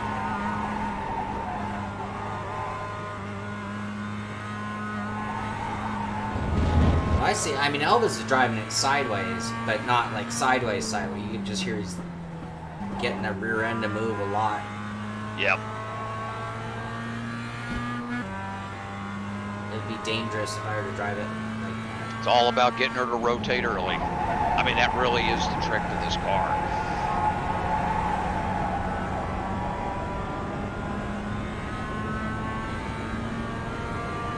Because if you come in hot, you don't hit that entry just right, she'll push. But boy, you get that thing to dive in just right, man, she will just fly around here. Kevin, Bobby Childs is saying check your messages. Hey, Bobby, I will do that. My goodness, let's see what kind of nasty gram Mr. Childs has sent me here. I am now to the point where I need to take that dog out. And I'm going to go turn that air conditioner up more, down more. Down. All right, Bobby, I'll get squared away here. Give me 1 second. So if you're watching, we are here for Ricmotech Hotlap Humpday. There is a little 50 minutes, almost an hour left. Plenty of time to get a lap in here in the Mazda at Watkins Glen. Top 16 will make it into our final 2 heat races, our final shootout races for the night. That'll be coming up in about an hour's time. So top 16 are into the grid, and that should be a lot of fun and quite an exciting race. We're seeing some remarkable times for the Mazdas out there. I notice these guys are running in a string of 3 cars. I'm not going to say it's cheating, but it's definitely an advantage, that's for sure. But even with the draft, you still got to put it together. You still got to work it out. You still got to figure out who's setting the time, because you can't run each other over and still be faster. Hey Izzy, how you doing? Long time no see. I'm about to walk away and take 5, but no 570s.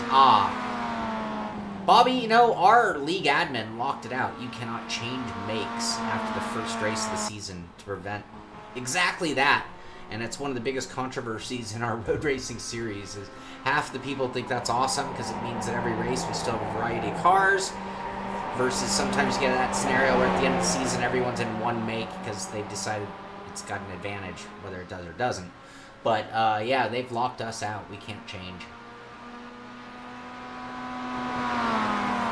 I am doing well, Izzy. Thank you. I am doing very well. Glad to hear the same for you.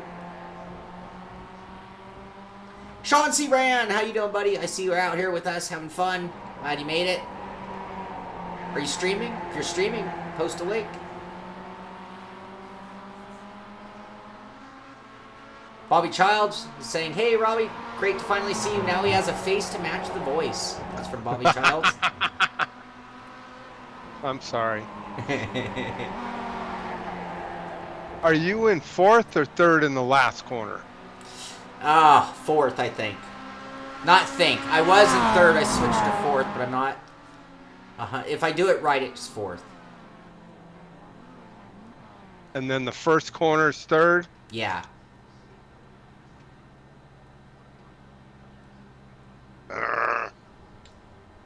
Hey, Robert Mitchell, how you doing, buddy?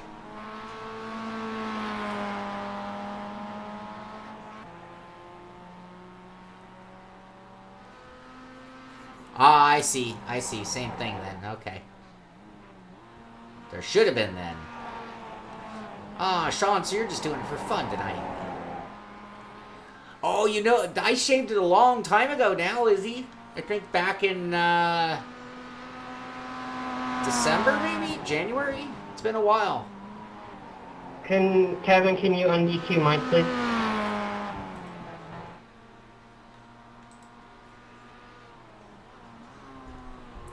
Glad to hear it. Robert, are you out here? You gonna get out here with us? You've run, haven't you? Robert Mitchell, your name sounds familiar to Hotlap Humpday. Looking at that leaderboard, we'll take a look. Look at these times. Elvis Rankin, 208.023 in a Mazda. Unbelievable. Robert Hartley, 208.431. Evan Pickle, 208.512. Mike Dam in 4th with a 208.567. And Andrus Slissons with a 209.842. Simpit guys getting their ass kicked tonight.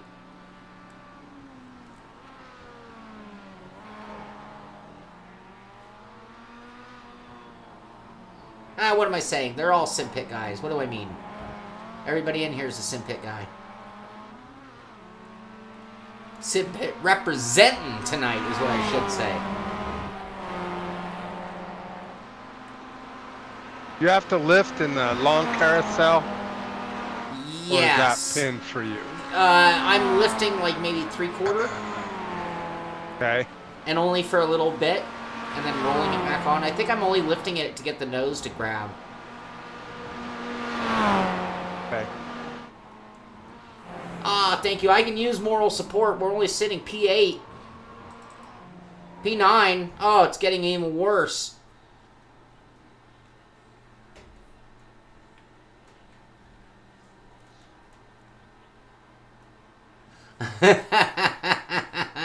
Or having a macchiato. Bobby. Yep.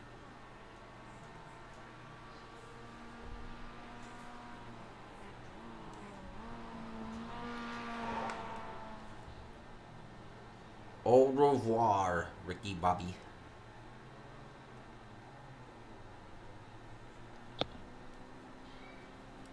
Boy, Elvis chipping away at his time down to a 208.023 now.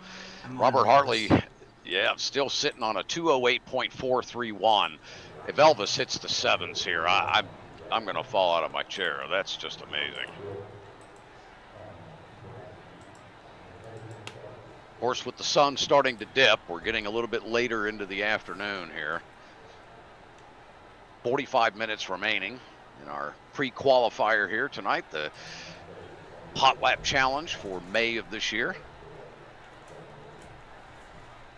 Elvis Rankin, Robert Hartley, Evan Peichel, in that order, our top three here tonight. P4 and 5, Mike Dam and Andrus Slizens. No surprise seeing those top 5 on the board here. Anthony Morano Jr., of course, sitting there in P6. Another threat to any of those drivers up top there. Phil Scruton having a great night. Once again up in P7, another driver, very talented. We'll see him chipping away at his time as well. David Clymer having a great showing in P8 tonight. Look at him. And Shaun Cole, man, you and Clymer you guys just go at it constantly. Look at Clymer moving up the board to P6 I saw with that. a 210.4. All right. Ooh. I got to cool down, Ouch. and I got to come back and do better. I got to do... enough of this. Hello to you there, Kevin from Reed Burnett. Giving you a hello. Oh, yeah. Hey, my buddy Reed. How are you, man? Good to see you. Glad you're joining us out there. Right on, Bobby. Well, good luck with that. Good luck with your race. GT4s. Izzy, I'm glad work calmed down your back. All right, everyone, I'm going to take, it'll be about 10. I'm going to take the dog on the rounds, and then I'm going to come back and try to get into these damn 210s. I got to get a 210 or I'm going to be very unhappy with myself. Sitting on a 211.054. Ugh. You'll get it. You'll get it. I'll be right back. All right, buddy. And air conditioning. Robbie, you're right behind Shaun there, man. You're doing pretty well for a car that, well, it just doesn't fit you quite like a glove, does it? That's an understatement. Well, you know, a 211.4 is actually a pretty good time around here. I don't think I could even get to that time. That's pretty good. But some of these times up here on the board, that is just unreal. These guys in the 8s. I know. Wow. Well, you know, it's Robbie, I'll tell you, one experience that I can certainly validate with iRacing for myself anyway is driving too many cars can really hinder you. That's my problem. Yeah. I was told a long time ago by a driver on here. I'll go ahead and mention his name, Todd Honcharenko, a very talented driver. Used to race the FR 500 Mustang with him on here at the challenge. Actually raced him for many championships several years ago. But he told me that if you want to win one of these championships, and I'm speaking of the official championships where you dedicate yourself to a single car in that championship, you run 8 of the 12 races, you hit all the requirements that iRacing states that you have to meet to be included in the overall championship, if you will, for all members that run that car. Right. And so he said, if you ever want to win one of those, you need to just hone in on that one car. That's the only way you're going to get it done. And so I took his advice 3 years later. I piddled around in many different cars, and oval and road, and as much as I feel my experience through all of that certainly helped, I felt like it was aiding in my sim racing ability to understand the different nuances of the cars, the different braking techniques. It did help me once I did decide on a particular car, which ended up being the Ford Mustang. I felt that it helped. But when I really started running just that one car, I put the Mazda aside, I put the oval stuff aside, and it helped. So much that I was able to win 3 of those back to back, and then I retired. Right. I stepped out of the car, and now I really don't have the time to drive anymore. No, it takes a lot of commitment. I Yep. mean, you have to be on it. You have to practice. And yeah. It is. It's amazing the seat time that's required, and you and I have talked about this a lot in the past about, you know, when it comes to racecraft, there are certain things that are undeniable that the sim can help a driver with. You know, understanding car placement, understanding, you know, apexes, and learning the technique of driving. Okay, but then you have those differences that really can only be experienced rather in the real car or in the sim, and putting that seat time in one or the other is the only way that you're going to be able to really excel. And I think you can certainly vouch for it. You know, what you've witnessed, the talent of these drivers in the sim world, and the dedication it takes to run those paces and to be able to do what they do. It is an undeniable talent. Oh, it really is. It's tough. It'll humble you. I tell you, I came to iRacing. Gosh, it's been over 10 years now. But when I came here at first, and I'm certainly not one to carry any kind of an ego at all when it comes to my driving, you know, with what little bit of success I've had, and certainly not in a pro sim racing world. But the, you know, feeling fairly confident though in my ability, I came over to iRacing, and boy, I was shocked. I was really stunned at the talent just within this sim. I'm not speaking of sims in general, just, you know, within the competition level and the experience that iRacing provides. The talent that I was seeing in some of these series, you know, working my way up and trying different cars, and, you know, settling into one for a couple of months, 3 months even, and trying to gain some sort of what I felt was an accolade, you know. And boy, I tell you, it was an eye opener for me. It humbled me real quick. Well, and I think that you have to. Well, when I started, I tried to work a lot. For example, get the car, like change the setup, because the setup's important. Now I'm noticing I spend more time just driving. Sure. Yep. And screw it. Yep. I don't know, you know, if I get a setup, I get a setup. If I don't, I don't, whatever. I did that for a while myself, yeah, and you know, I still, I mean, certainly even now, because I don't have the time for one, but I was finding that it was really taking away from my track time. Yeah, well, messing with the setup. Unfortunately, it's not in real life. It nets you a lot. Yes. And yes. I guess it does in the sim too, if you know what the hell you're doing. Sure. You know what I'm saying? Yes. But I don't know that I can transfer some of that. It's just not a direct comparison by any means. Right. For sure. Yeah. How the things affect the car, I'm sure. I mean, you know, to think that we have the ability and the technology. Can somebody un-DQ Hartley, please? Unmute. Oh, un-DQ Hartley. Thank you. There we go.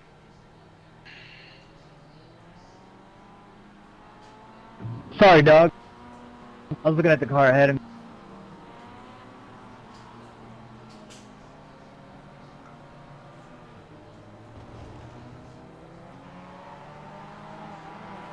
No, you've got to be good, and that's why so many people drive this car a long time, because it's offered. Yep. Before they feel confident moving to some of the others. That's a very good point, Robbie. You know, one thing that this car does, at least for me, and what little bit of coaching I've done, well, it's all the basics. It is. It's all the basics, and you can really get into some fantastic side-by-side battles. There's room. Being in a smaller car, smaller chassis, you have the ability to really get racy with it, and it helps develop a lot of racecraft real quick. Well, and it gives you the basics on the sim and stuff. So exactly. I think if your sim's not really good or set up right, or if you're learning, fast cars, shit just happens really fast, and you're in trouble, and you don't know what the hell's going on before you're in trouble. Right. Whereas I think with this car, it's subtle. It basically handles correctly. Yep. And it's slow. So if you're learning, I constantly bring people over and get them in my sim that, maybe even have driven other things. Sure. And doesn't matter. I mean, it's still very difficult for them to just get in and even drive something that they normally drive. Sure. Happens a lot with like dirt guys. Oh gosh, yeah, I can see that. Yeah. I mean, you stick them in the sim right away and you say, well, here you go. Right. That is a very different style. It's not so easy to just drive around in a sim, even though they're quite good at, on the real track, real life. Yeah. Yep. So the sims are difficult. Well, it has happened. I was just talking with Robby Unser, and I was glancing over at the board, and my goodness, a 207.664 out of that 0-1 of Mr. Elvis Rankin. That youngster is putting down some times here tonight at the Glen. Unbelievable. That's almost depressing, Elvis. Great job. Robert Hartley still holding on to that 208.431. He's got quite a job ahead of him now. 0.8 of a gap between him and the youngster, Mr. Rankin. Evan Pikel still holding down P3. He's now closed in within 1/10 of Mr. Hartley there. And Mike Dam, a 208.567, literally 5/10 of a second back from Evan there in P4. And Andrew Slizens, boy, he's working hard at it, trying to get down into the 208, still holding on to that 209.842. Drivers, we have 33 minutes remaining in our pre-qualifying here, our Hot Lap Challenge. We're going to take the top 16 drivers on the board. Again, the top 16 drivers on the board. That's only going to leave one of you sitting out on the sidelines here, as we have 17 drivers competing so far tonight. So again, that's coming up here in just over 30 minutes.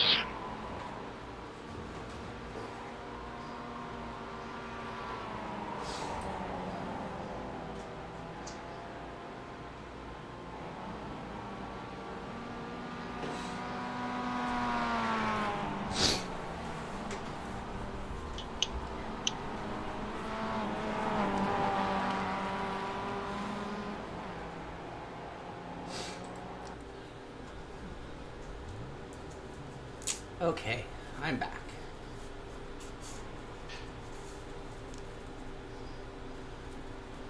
I think Frank's going to try to rejoin us here shortly. He had to step away momentarily, so he'll be back in for the final two 15-minute races tonight. This will be an exciting one. Don't step away from that monitor or mobile device or tablet that you're watching our broadcast on here tonight on the Simpit Show. Great to have you with us. If you want to come out and give yourself a run here at the Glen, Mazda, Global Mazda that is, MX5 here this evening. We're running the boot course of Watkins Glen. Very favorable course here. The longest version of the track, taking you down through the boot section. One of my favorite parts of this track is really going around the toe there, and man, there's just something about that corner when you hit it right. It just feels like biting into a delicious strawberry cheesecake. Yeah, I get a big push right there.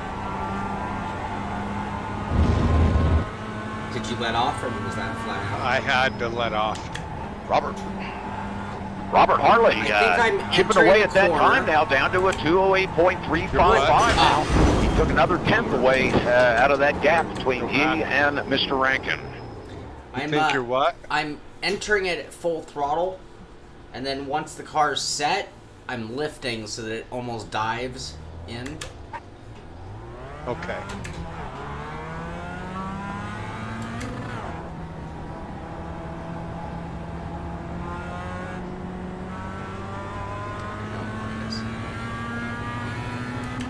The other thing I have to remember, those guys aren't shifting to fifth until the top of the hill, it seems. Yeah, I don't shift until about here.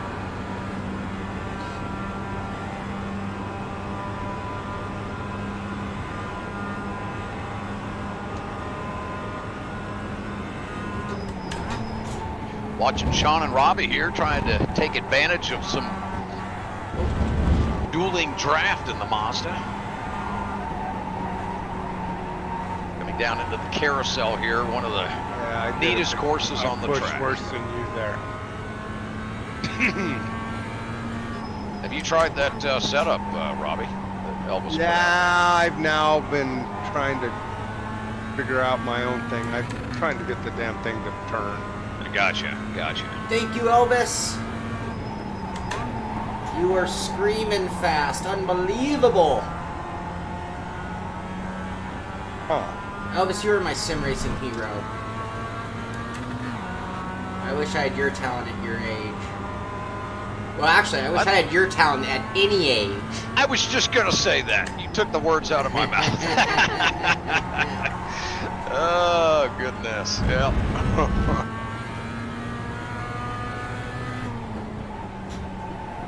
Guys, you're on your outlap, right? Correct. Right. Yep. Well, let's see. Should I give away the incidents? Let's see who is faring the best here. Well, maybe we shouldn't. Let's not do that. Let's not do that. I'm not going to, yeah, we're not going to do that.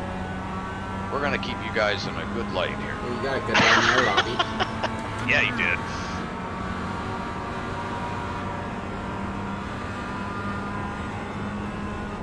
Gosh, great group of drivers out here tonight. I'll tell you what,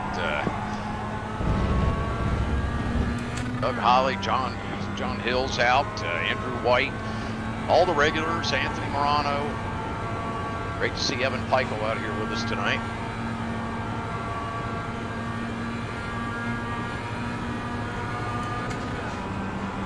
All right, here you go, Robby. Take advantage of that slipstream, buddy.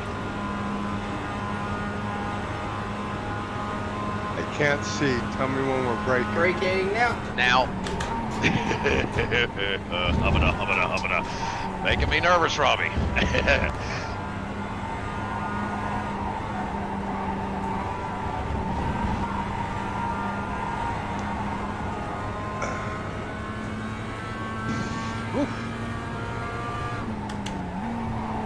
Yeah, John Hill, you probably would.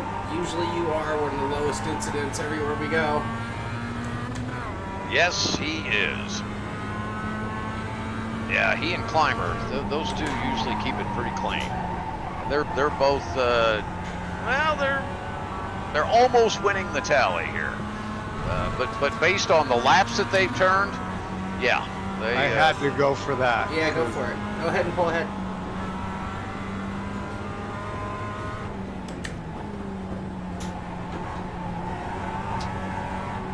Yeah, John's there. 22 laps and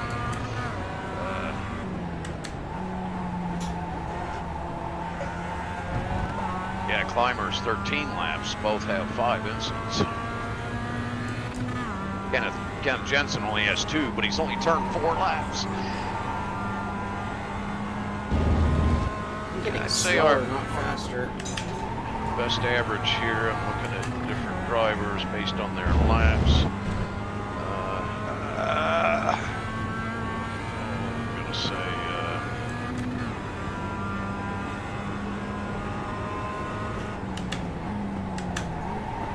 yeah, I'm gonna say Mr. John Hill is he's pretty much winning the incident battle here tonight at the Glen. A couple more drivers coming out of the pits in the background there. Would have been my best lap if I hadn't have gone off somewhere. Oh, that sucks. Shaun, did you pick up a little time, or no? You're still holding that 11:054 there. Yep. Yeah. That would have been a 2. Tell me if you're going to make a move.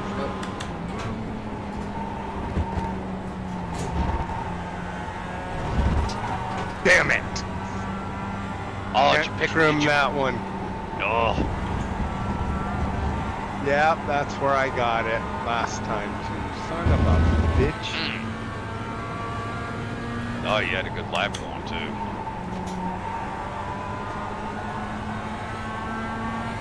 Yeah.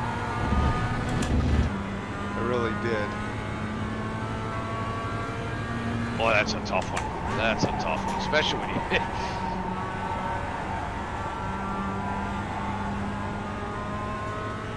Coming out of the toe there, that's always a tricky corner, and I'll tell you, it's amazing the momentum you can get off that corner with this car. If you hit it just right, you can feel this thing just rev right up.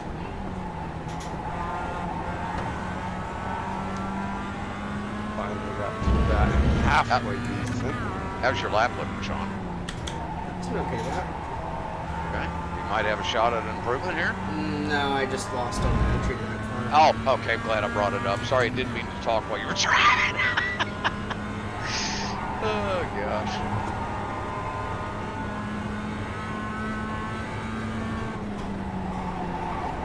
"24 minutes remaining." Overslowed that one too much. Because I really went through it well. Prick.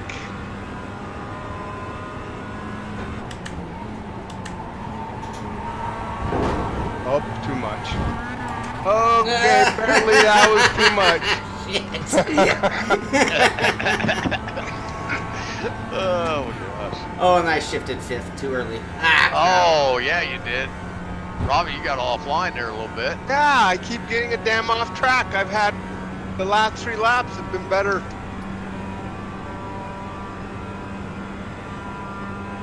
Jesus.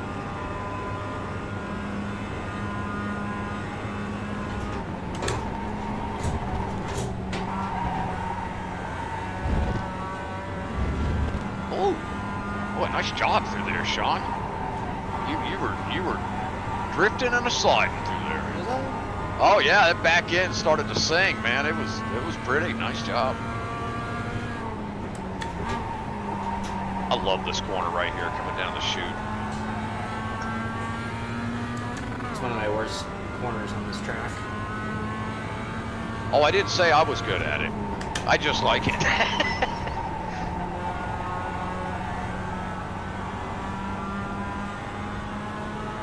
Oh, I'm just running so freaking slow. Robby, you're killing me out of that corner too, every time. Yeah, he gets an unbelievable run out of there. Oh, late. I gotta put a clean one in here.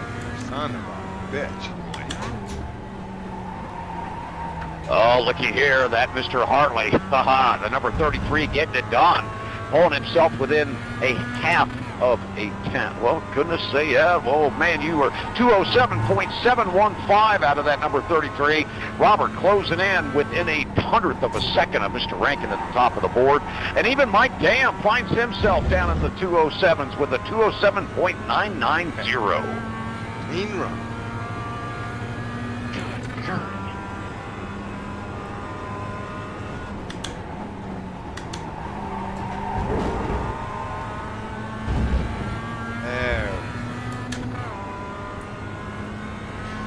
Shaun, do you see why I no longer run my own Mazda series?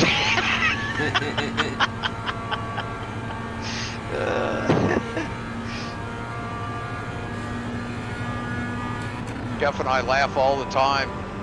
You know, back in the day, he'll say. Yeah, about 10 years ago, Jeff, we were... Oh, all right. No worries. Watch the bar. Watch this exit, Robby. Nice. Okay, you got through there. We lost a little bit of gap there. There you go. Nice run through there. Beautiful. That's the line. That's the line right there. Nice. Robby getting a heck of a run through the carousel. Now coming down through the chute. Through Das Boot. Out of turn 10, heading up to, or heading into the toe, rather.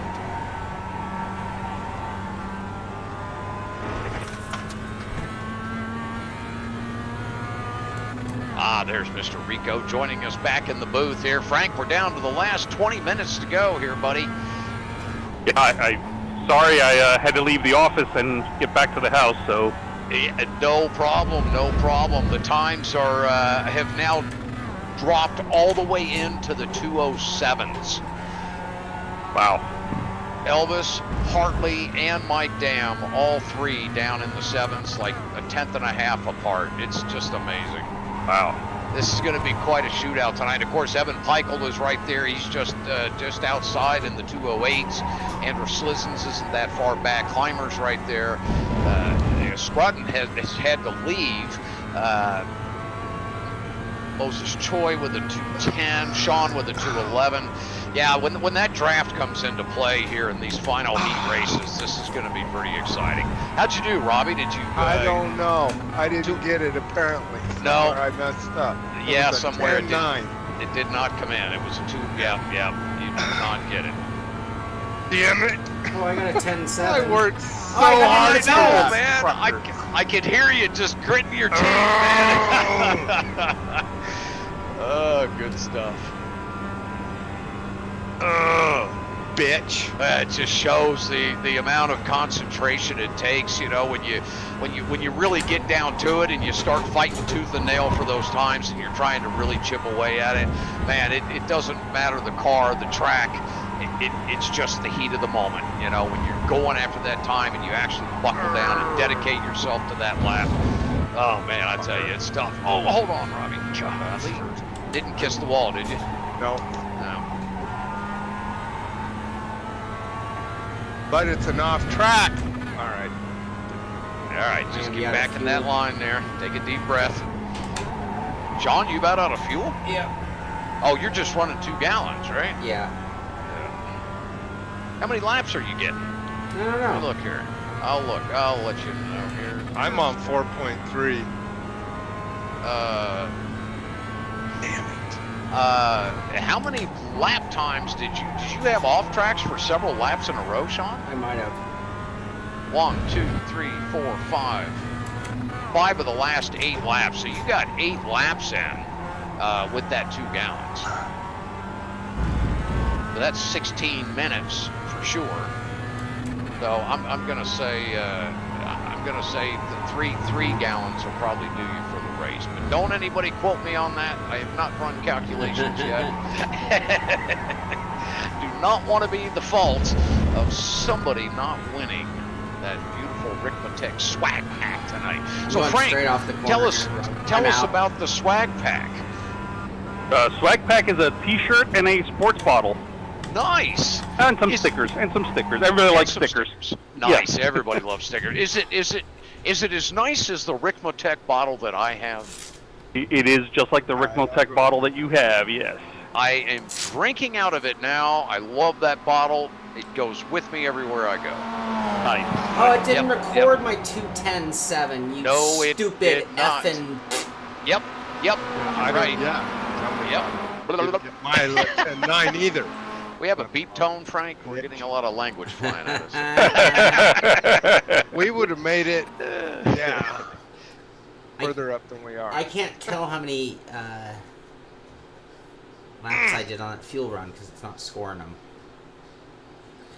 Heiko, I can't tell him right now because I'd have to tell the whole world. What? That Clymer's ruler told him he's expecting a top three out of him tonight. Oh man. So you Holy think hell. 3.3 will do it? Kevin? Yes, I do. Let me grab my calculator here. Let me So just Kevin do some says math. 3.3, then I'm No, I want to drink a lot about Ricmotech. Go out? 4.3. Go out or you? What did Shaun say there? I said if you missed- said 3.3, I'm going with 4.3. Oh, I missed. just swear Not you, 4.3. Sean Seaman. What did Sean say? Oh, I didn't hear.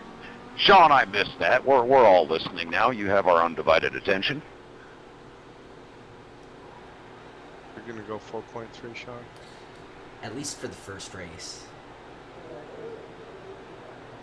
But All right, drivers, we are coming down to just outside of 15 minutes remaining. 15 minutes remaining before we close the track and get ready to move over to our first heat race here this evening.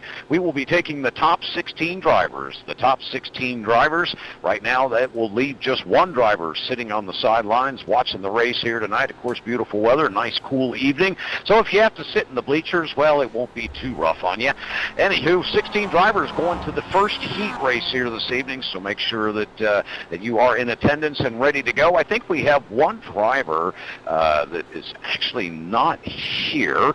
I believe Mr. Scrutton had to step away, but we'll see if he's able to get back in here tonight. If that's the case, then it looks like possibly all 16 of you will make it into that first heat event. Oh, there's some I wonder big what wind. happens if I just go straight through the bus stop. It'll give you a cutting penalty. All right, he did it. Robby, you, yeah, I see you just driving right on through there. But then I can just clear your black flag. You trying to hook up to those three in front of you there, Robby? Now, is it a coincidence that our top 3 have needed their black flag cleared all night long? I'm not sure. You know, it makes you wonder. It does make you wonder. But at the same time, it's not like you can blow the chicane and get True, like a Talladega, you know. Right, where you pick up. Right, yeah, it's you still even gotta though you slow give down. up time, right. No, they're just all that talented. I hate to say it. Well, one of them dropped to the back here, Robby. You might be able to get on the back of the train there with Mr. Dam. Yeah, because they Give you some did what TV I did. camera on. Yeah, let's put it on. Let's put it on, Robby. I got my car freaking loose to start with. It's not even funny. I can't even hardly turn or keep the back end under me. So, Shaun, it appears that both of you are going to make it into the event tonight. Yay! So do we want to have both of you on in-car, or do we want to have Robby as an external shot, maybe? What do you think? I would... Whatever you want on me, it's going to be a lot of crashing, so whatever. Yeah, so whatever, he says. Oh, there's one. Let your conscience be your guide. There we go. Yeah. So we do something like that. But now, Shaun, of course, you know, we're going to want your in-car camera. I can give you whatever you prefer. Okay, let's do. Shaun, let's do your external cam. Oh. No, that I cannot do. So wait. I was going to say you can't do that. No. So. Whatever you want, except for that. Here, so this view here is going to be in car no matter what I do, because I'm racing. Yeah, right, exactly. Yeah, so we need to switch. We'll switch Robby to the outside cam. Let's do that. Have you been watching? Is TV 1, 2, or 3 better? Let me take a look here.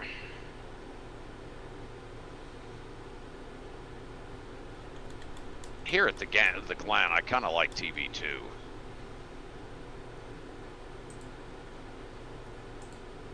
It just gives, you know, nice shots going into the toe, out of the toe. Right. Okay. Sounds like a lot of toe. There is. Yeah, way too much. All right, so we'll do Cameras. that. That's what I'm gonna get. So you're gonna get TV. That's funny, Heiko. TV camera on Robby and in car on me. That's beautiful. Okay. That's beautiful. I'm gonna go say hi to my brother, stretch my back. All right. And I don't think I'm gonna be able to. I could improve, but I don't think I can improve enough to. I'd only get one spot. You have T-minus 12 minutes and counting there, buddy. 12 minutes till go time. Show time. Yep. Here. All right, buddy. Max the dog. Let's go hang out and grab. I do like how that Mazda takes that curb out of the final corner there. You really can skate that nose there out of 13.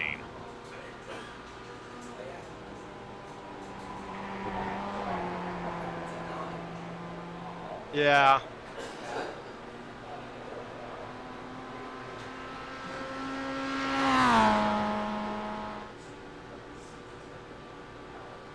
Really, it helped me to have Shaun in front of me. Not that I got a draft, but that I was able to not overdrive the entry and get better runs. Oh, sure, yeah.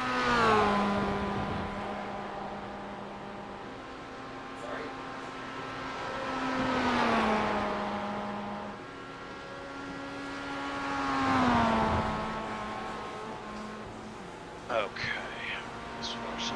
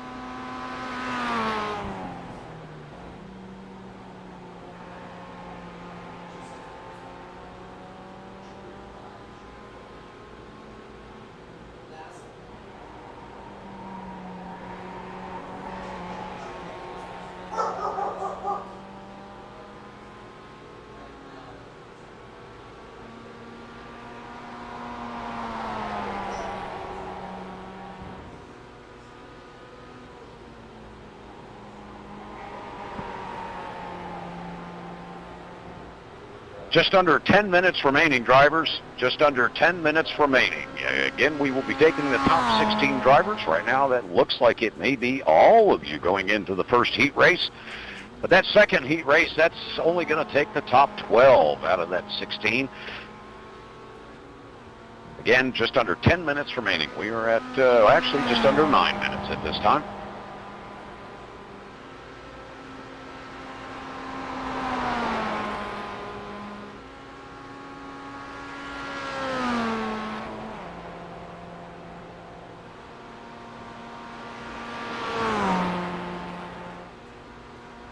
Nice job, Robbie. You chipped away at your time there, man, down to a 1:08.2. Gosh, you're almost in the 10s.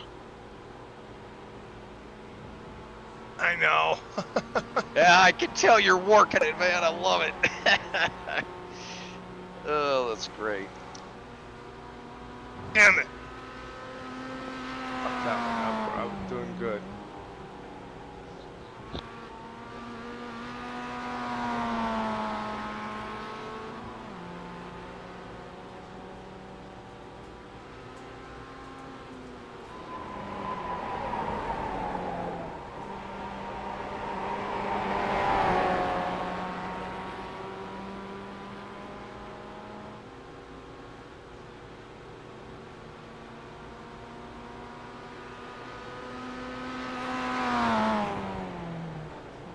How much time's left there, Kev?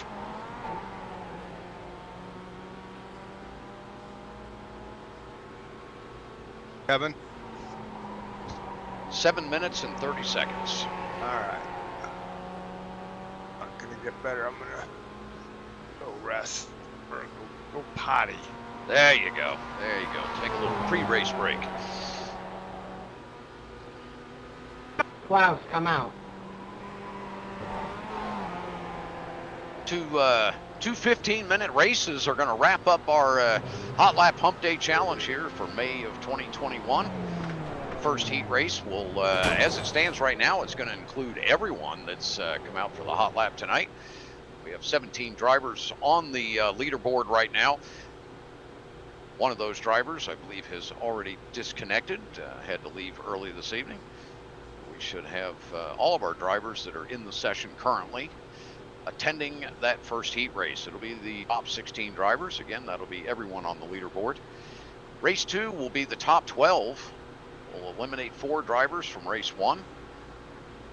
We're also going to invert that top 12 field going into race 2. certainly going to make things interesting here, as a lot of draft occurs with the Mazda, not only down this fairly long front straightaway here at the Glen, down into that heavy brake zone, into the what they call the L, turn 1, or the 90 here at the Glen. The backstretch all the way up through the S's. These cars just wide open, man. You just pin that throttle, get locked in behind the car in front of you, and boy, it is a draft train, slipstream heaven all the way up that backstretch. We will see a lot of that going on, and of course a lot of overtaking heading into the bus stop. Drivers will be battling it out, trying to work their way back to the front in that second race there, because our leaders from race 1 are going to be starting at the back of the field for heat 2, which will be our final feature race. That'll be the top 12 drivers from our event this evening. A lot of excitement here at the Glen, of course, going through the outer loop. Drivers more familiar with that is the carousel. And then down through the chute, through turn 8, and that leads down into the toe, turn 9, my favorite corner on the track. I think it's really the one corner that's the most decisive when it comes to your lap time here, and how you get that braking and get that car to rotate and set down into that bowl turn of the toe. Then that leads you out and up to the heel of the boot into turn 10, that very tight right-hander. It's just almost inevitable that you're going to clip that curb there on the bottom, trying to get a good launch up the hill and return back to turn 11, which is what we are familiar with as the NASCAR portion of the track. That'll head up to turn 12, the final left-hander here at the Glen, and then finally into the very fast corner of turn 13. The right-hander that tracks you right out to that wall. You'll see a lot of drivers losing those left mirrors coming off that corner here tonight in these dual 15-minute race events. Great to have everyone joining us here this evening. Heiko and a lot of the guys joining us in the chat here tonight. Great to have you with us as we get ready to see the Mazda blowout here at the Glen tonight for the Hotlap Humpday Challenge, the May edition here for 2021. Do appreciate Ricmotech and all their staff and the time they put into putting all the materials together to put this event on, and of course the championship here that'll take place in December of this year, where the top 11 drivers from the January through 11 Hotlap Humpday challenges will go up against each other, along with some other drivers. The names will be pulled from a hat that competed throughout the year. They will all have an opportunity to compete in that final championship. That will consist of, well, we're not sure yet, because we're never going to give that away. We never give away the car or the track, and certainly not what the championship's going to be involved with. Certainly multiple heat races could be pulled off. Who knows what kind of antics we're going to bring together for that final championship, because Mr. Rico has decided to put up $500 in sim racing equipment from Ricmotech for that final championship driver that takes away that title. Right before Christmas time, and boy, what a great time to invest in some sim racing gear than to know that you can go shopping at Ricmotech. Grab your shopping cart and go through there and just grab wheels, whatever you want. Rack up that $500 sim racing certificate there and get yourself some sim racing hardware. 2 minutes and 30 seconds remaining here as we see the last snake of drivers, and I say snake because 4 of them are coming out of the pits bumper to bumper here, heading out to try to get to the starting line before that time runs out. Drivers, just under 2 minutes. Whoops. 2 minutes and 30 seconds, just under 2 minutes and 30 seconds remaining, drivers.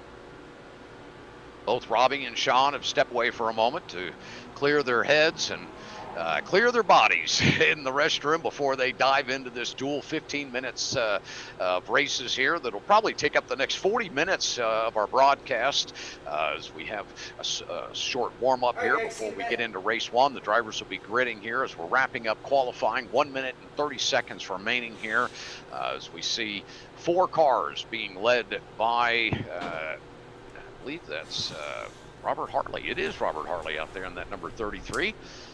Elvis Rankin right behind him. Okay. 3 of them heading down into turn 10 here. Just a minute and 9 seconds remaining. Let's see if they're able to make it to the line to get that final lap in. Am I still in? It looks like, Shaun, you are still in, buddy. You're sitting P11. I'd say you're in, pal. Jeez, I suck. Well, you know, I think you did pretty good. When you look at the competition ahead of you tonight, boy, there are some serious Mazda drivers ahead of you. So I would say you fared pretty doggone well. Yeah, I don't feel like I was driving the car very well, I guess is what I was getting at. It's alright. The heat has been... 30 seconds remaining as we see Elvis Rankin and Robert Hartley coming to the line here, as well as Mike Dam going after that final lap here on the clock. 20 seconds remaining. It's the first day The this Three year... Musketeers. Oh.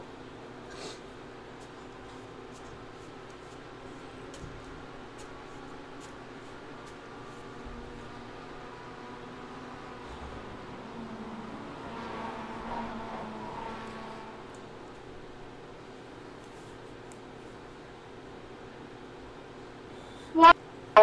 It's got to be the shoes. I picked the wrong shoes for today. It is. It is. I didn't want to bring that up, but I think you're right. It had to be. What do you... It Sean, certainly- where are you going? You mean good luck from your cockpit, right? You're in. You're in. Right, Oh, right. grid. It's grid up time.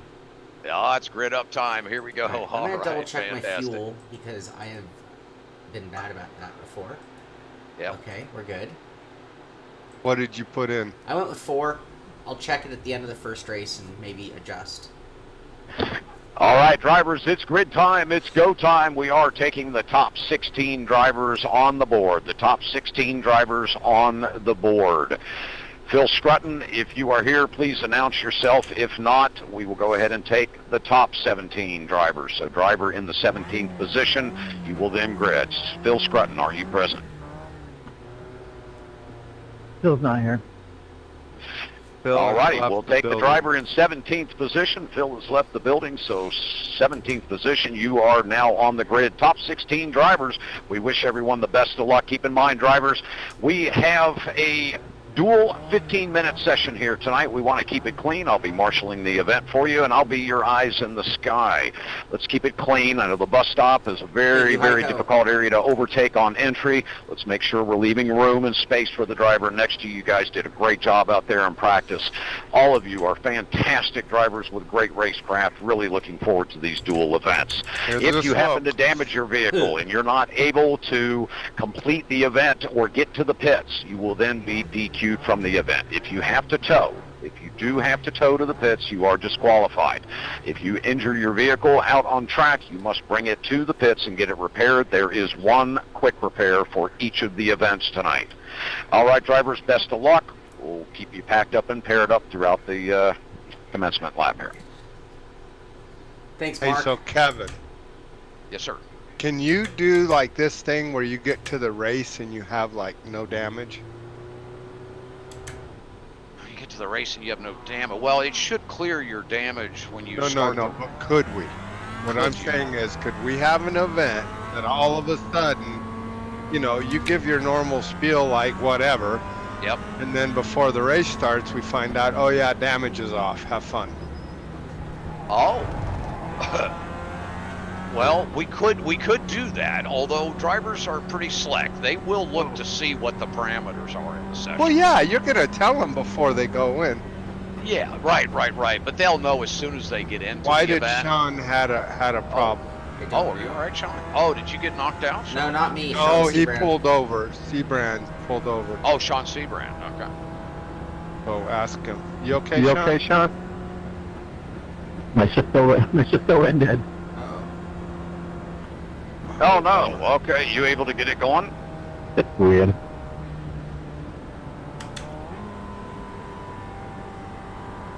Yeah, All right, I'm drivers, just- careful through the bus stop here. Let's try to go single file if we can.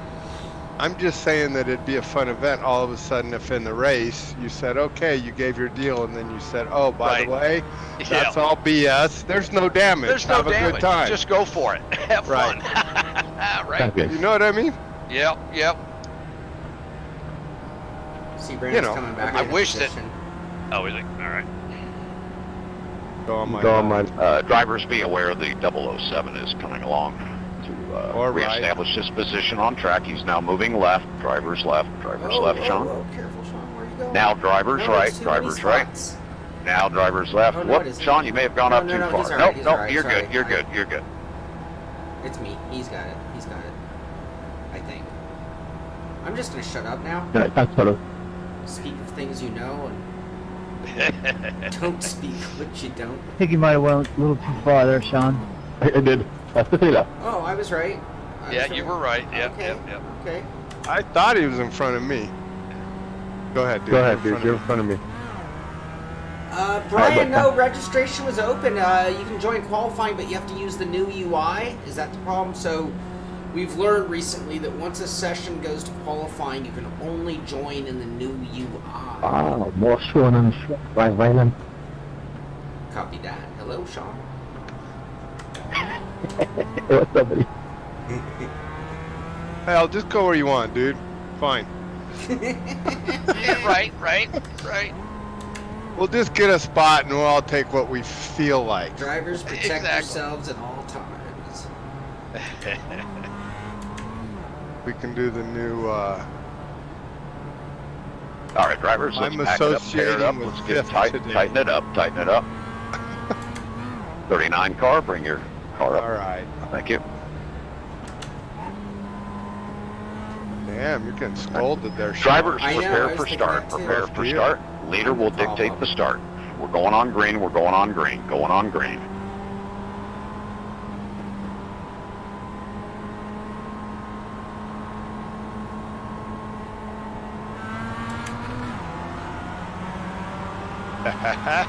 Green, green, green, green, green, green. All right, here we go. Elvis Rankin making a move to the inside down into turn one here. Let's see how this plays out for both of those drivers. Nice and clean through one.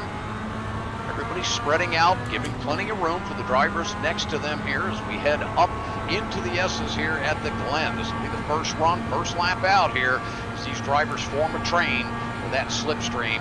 These drivers do not want to lose that front pack as the front five are already starting to break away slightly as we get a draft now heading down into the bus stop. Looks like Elvis Rankin is now holding the point.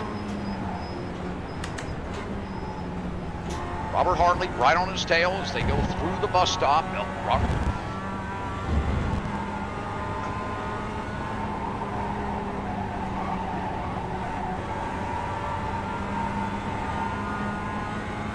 Evan Pikle now holding down P3. Coming out of the chute now, heading down to my favorite part of the track, into the toe. Very difficult portion of the course here. This really dictates a lap time for a driver. Getting that line set just right to get that exit can make a big difference. Again, the top five drivers here still running nose to tail.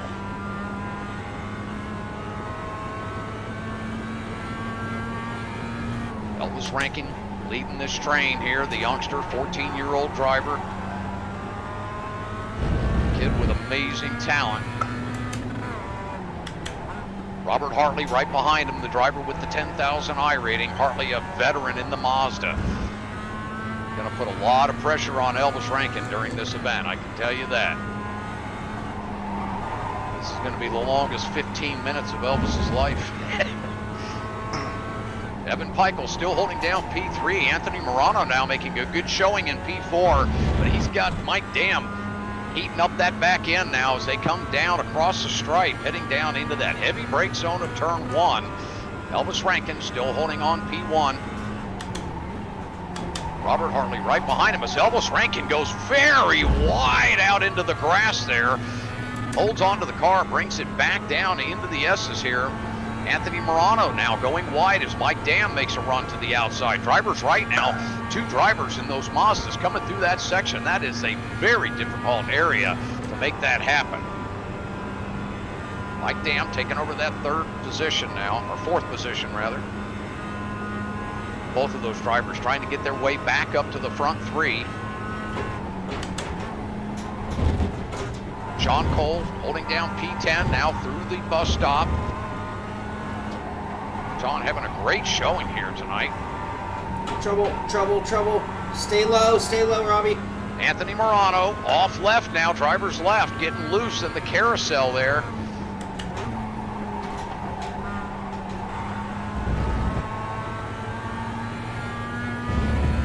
Robby and Shaun having a great run together here. Robby trying to hold on to the back end of that number 39, that beautiful blue and orange Simpit machine. They head down into the tow.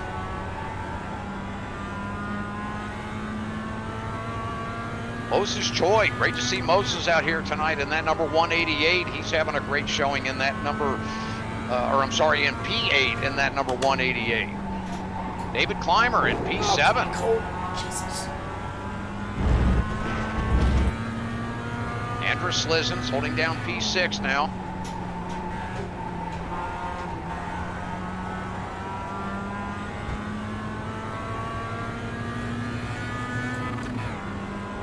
Mike Dam in P4 now. He's closed the gap up onto the back end of Robert Hartley.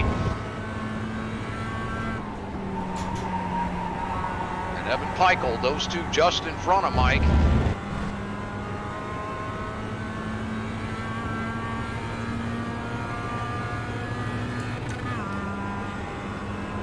Front four now, tightening it up as Elvis makes another wide exit here, coming out of turn one. Elvis struggling now to keep that car really tight there through that exit. Probably desiring a much faster line there on the outside of that corner. He knows that's got to be hurting him going out into the grass line there. Robert makes a real good run up in the slipstream here as we see Mike Dam making a run to the inside of Evan Pikle coming down into the bus stop. Evan goes ahead and lets Mike Dam in, gives him the spot. Smart move, very dangerous there, trying to hold position. Defending there can really cost you. Take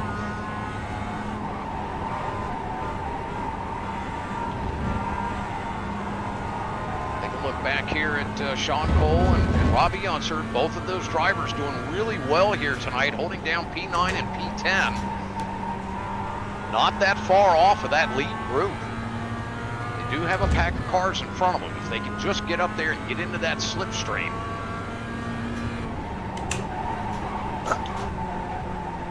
Watch the field now, heading down through the tow.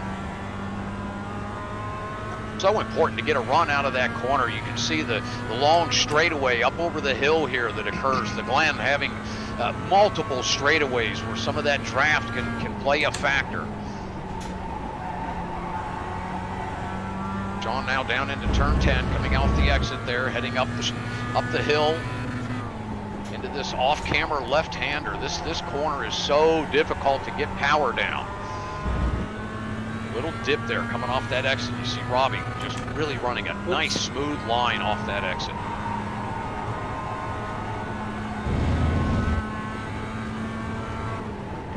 Robby closing up the gap now on that 39 Simpit car. Shaun gets a good run off that final 13 exit. Watch Moses Choi now. He's going to have some defending to think about. Shaun Cole and Robby Unser are closing in now on that P7 position.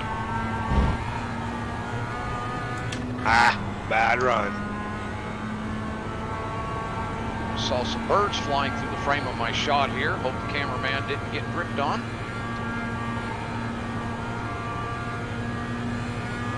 Shaun Cole getting a nice run up the hill here out of turn 4. Those S's paying great dividends to that Simpit car. Look at the run. He's push you, dude. Oh, Robby's just really just barely hanging into that slipstream, but Shaun just sucking right up to the back of Moses. Moses just trying to hold a good defensive line through the bus stop here.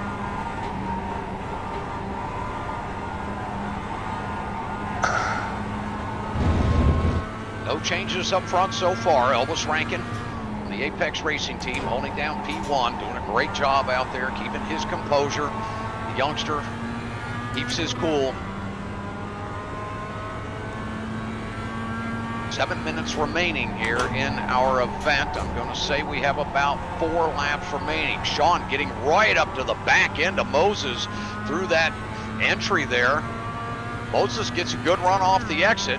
This gives Robby Unser an opportunity now to close that gap. Robby using every bit of his real life experience. Shaun comes in a little deep, has to get hard on the brakes there. That's going to close up Robby even closer now.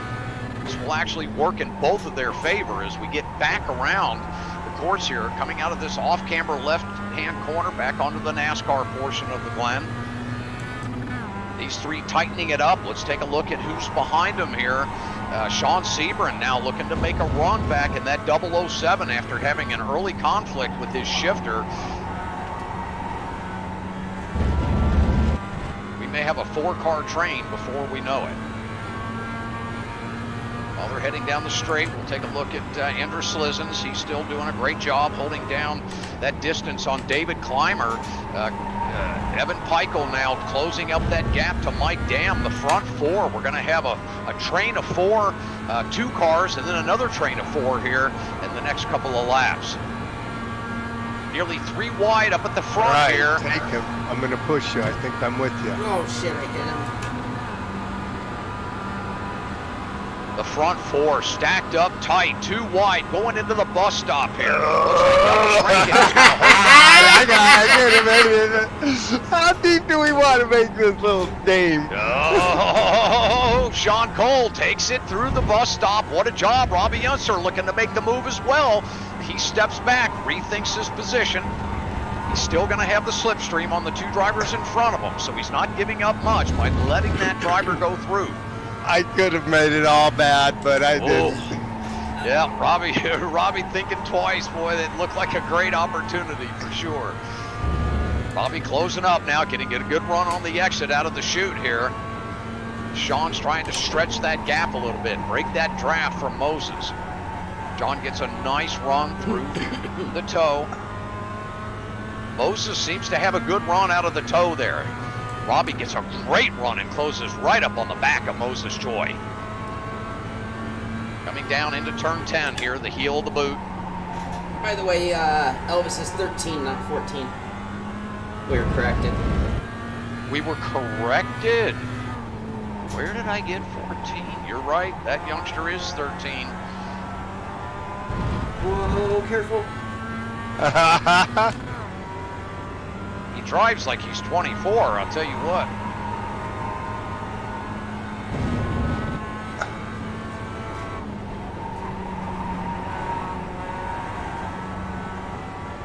I know that boy's 13. I don't know where I was getting 14 from. Boy, Elvis he is really getting the pressure put on him. He takes another wide exit out of that turn 1 there, using up that grass. Doesn't seem to be hindering. I didn't touch him.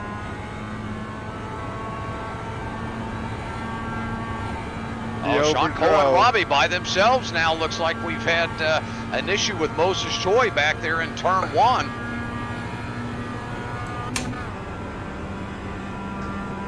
Going back to take a quick look at this. I believe I did not touch him. You did not touch him. He just got in a little deep and got on the brakes, ended up going wide and just lost all kinds of momentum trying to get the car going again there. Looks like he was struggling getting back in gear.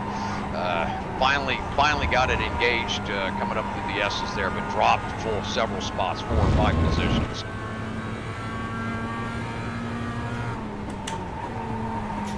Here we go, back into the bus stop. Still watching Elvis Rankin leading this group here. Robert Hartley still holding down P2. Mike Dam doing the dance. Evan Pikle, those 2 battling back and forth. Still holding on to the draft, though, of P1. Those 4 are going to continue that train as we head back and watch David Clymer and Andrew Slizens, those 2 in P5 and P6 running together. And then back here with Shaun Cole and Robby Unser now holding down P7 and P8. What a run out of these 2. Robby Unser reaching back into his hip pocket and drawing on some of that real life experience that he's had. Obviously, remembering the days when there was still speed. Tonight we're moving at a much slower pace. Robby doing a great job getting that good run out of the toe as he's done every lap here tonight. Shaun got a great run himself there, holding that gap of about 5 car lengths now back to Robby. Looking at the 3. Here he comes. Look at that. Oh, Robby closing the gap down within 4 or 5 car lengths now.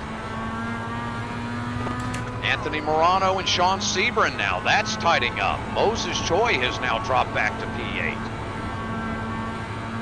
Anthony Morano making a big run here, trying to get back up to that front 7. Shaun Cole coming across the line. Robby Unser closing up on him. This is getting interesting. Oh, he's right there, just a car length and a half back as they come into the 90 here. Oh, and what a run Robby has coming off the exit. Looking driver's left here. He's flirting. He's flirting. No, he's going to settle back in. He's going to be smart. Going to lay back here just a little bit. Let that draft work in his favor. Now he's going to go driver's left. Here we go. We're going to have a side-by-side battle. You're behind. Down into the bus stop. I am behind. Now into the chute. Sorry about that. Shaun now maintaining that gap by about 5 car lengths. Sorry about that, viewers. Oh, goodness.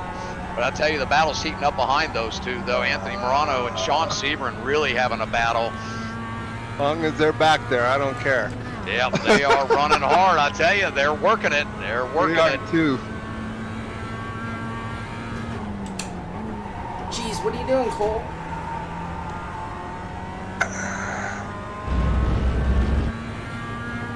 We look back at the front here. The top 4 still running in their usual order. Evan Pikle now sitting back there in P4. Coming out of turn 13 here, the final corner. Oh my goodness, as we watch Robert Harley get into the wall there on the exit out of 13. I made a joke about that earlier, that we were going to be missing half the mirrors on these cars as we got down into the final end of the race here. 3 minutes remaining. I got checkered. That was checkered. That was checker. That was checker. Absolutely. Elvis Rankin taking the win. Robert Hartley coming in second. Mike Dam landing P3 in that number 93. Evan Pikle in that number 8 taking That's a P4. good fight. That was fun. That was really fun. Andrew Slizzens at number 99 taking P5. David Clymer in P6. Shaun Cole in P7. Robby Unser taking P8. Great run out of that 92. Anthony Morano in the 323 coming in P9. Shaun Sebring in P10. And Moses Choi P11. And John Hill capturing that bubble spot there at P12. All right, drivers, we will be getting ready. Or 5-minute warm-up. We got a 5-minute warm-up. Drivers, we have a 5-minute warm-up. We will be inverting the entire field, drivers, so keep that in mind for those of you that finished in P12 and up. You will be the drivers Especially starting on the pole for our next event here. Again, a 5-minute warm-up.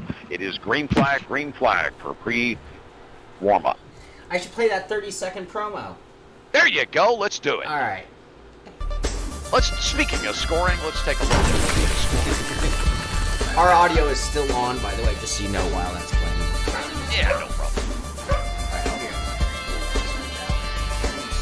Sounds good.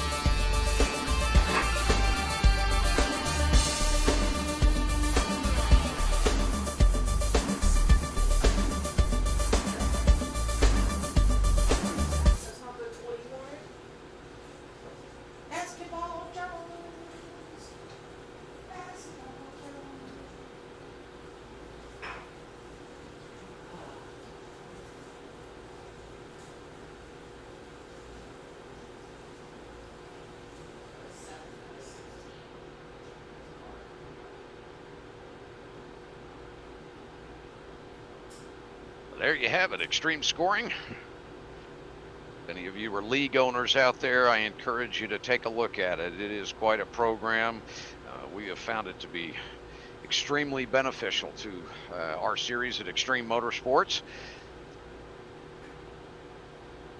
Our admins are quite pleased with not having to spend 45 minutes after every Monday night race getting all the points updated and getting everything sorted out and making sure everybody is addressed in all the Google Sheets or whatever it is that you're using to tally those points. There is finally a very easy solution out there to keep track of all that, keep the data, keep the history, keep a running tally on all of your drivers, whether you're an oval series or a road series. The playoff features involved in the oval series, that's all built into the program as well. You can customize your oval series for heat racing, whether it be dirt oval or NASCAR events. Be sure to take a look at the program there. It offers quite a bit and certainly can be a big beneficial little bit of eye candy and benefit to your members as well. Those drivers being able to go look at the website and see all those nice calculations all put up there and the driver roster and picture of their car and all of that. So a lot of great features there in the Extreme Scoring program. Be sure to head over to the Ricmotech.com website, click on products, and down at the bottom you'll see software. Click on software and that'll take you to the Ricmotech, or I should say the Extreme Scoring software, of course, brought to you in part by Ricmotech. They are our exclusive dealer for the scoring program, and it is exclusive to iRacing as well. So. How do I find out how much fuel I used that last race? You had enough. I do know that. But, well, I wonder if I can go down to, no, I wonder if I can go to 3.3. Let me do some math here real quick.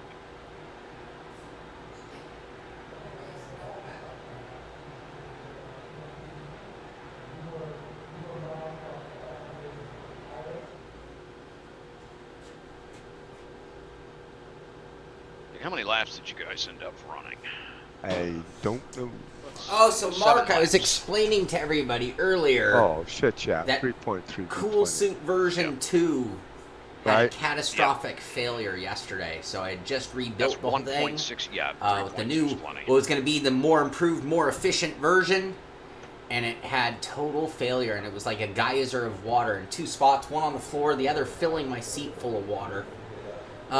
So I need to go back to the drawing board on that one. We get ready for our final event here, our viewers. We have Robert Hartley coming out of the pits here. We have a 5-minute warm-up out on track.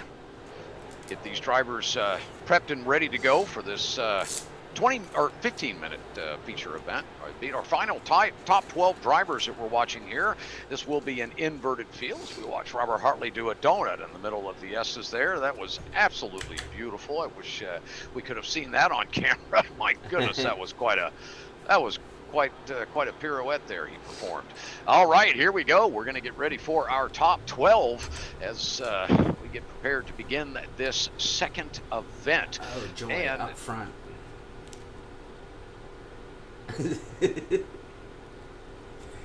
Great. This should be fun. John Hill starting on the pole here this evening. Shaun Cole in that number 39 in the outside of the front row. So, Shaun, no pressure there, buddy. It looks like you're going to be leading this train. No. You might want to hit catch up. Well, let me see here.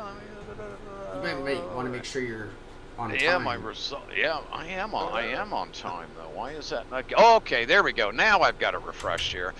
It took a second for our race control to catch up. Okay, I see it here. Moses Joy on the pole here in that number 188. He'll be starting on the inside of row 1. John Hill on that number 7 will begin on the outside of row 1.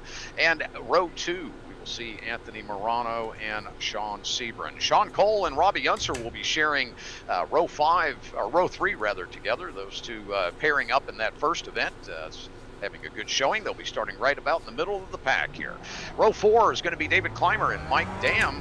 Great to see them having a good run here tonight. Thank you, Heiko. Thank you, buddy. Our deployment.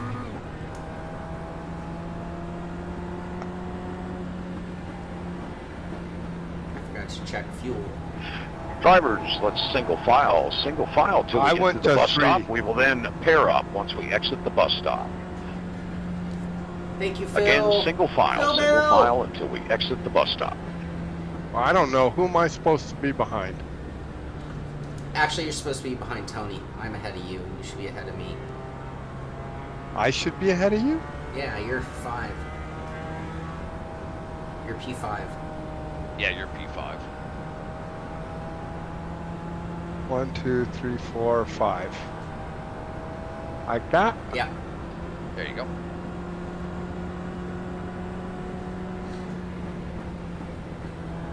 Huh.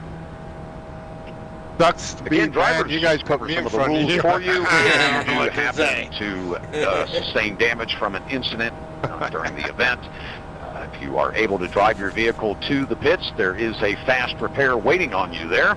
However, if you are not able to get the vehicle to the pit area to receive that fast repair and you have to escape or tow, you will be DQ'd from the event. Just go ahead and escape and leave your car on pit road at that time.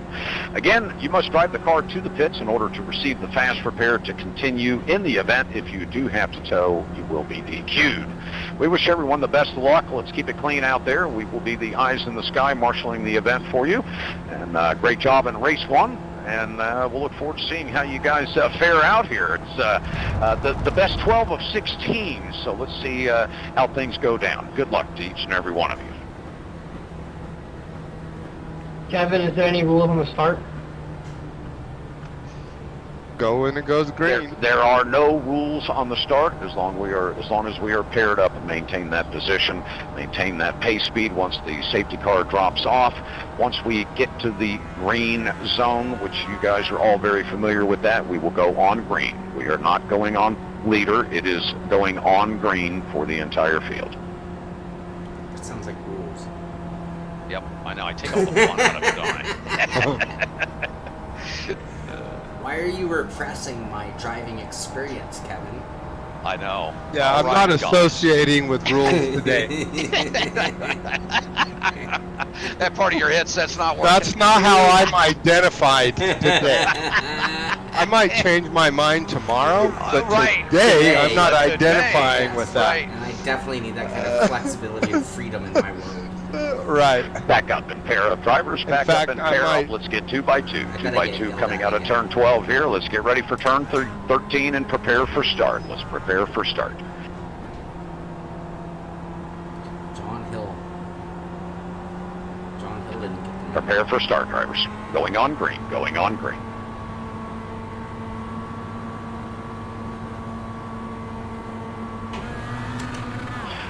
Green, green, green, green, green, green.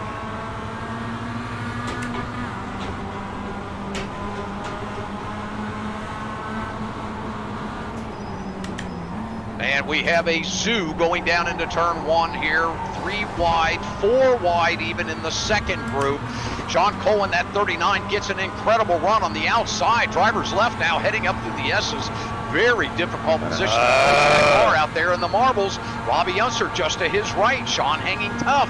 He's going to take over P6 and slide inside of Robby Unser. Robby still looking to the outside driver's right. He may maintain that and get a push from behind.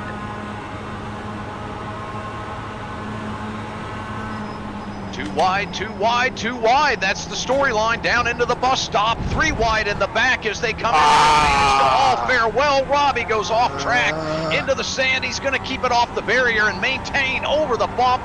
Oh, he might sustain some suspension damage there. Hopefully he can get that car going again.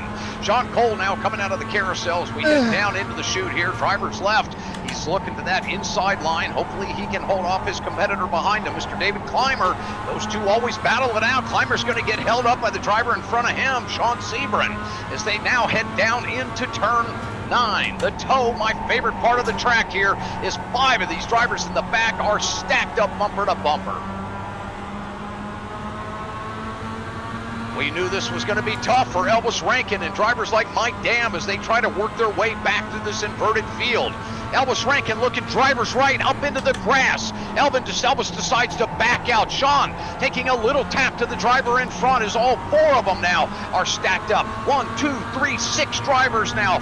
3 wide coming up into the NASCAR portion of the course. Whoa. Back into this off-camber left. Shaun takes a little bit of damage from the right, but he is clear now to move back out into position and try to pick up that draft once again.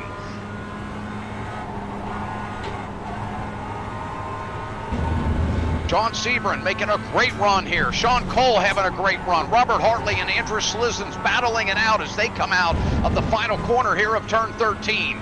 The entire field now down onto the front straightaway as they make their way into that brake zone.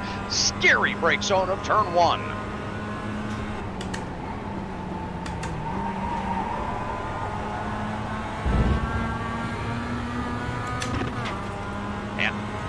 Yeah, it is Anthony Morano taking the point right up front now, heading up through the S's with a 5-car length gap. Evan Pikle having a great run here tonight. He's probably the best driver in position now to move to the front of the field. Moses Joy started on the pole here tonight for our feature event. Has dropped back to P3. Elvis Rankin has worked his way up to P4.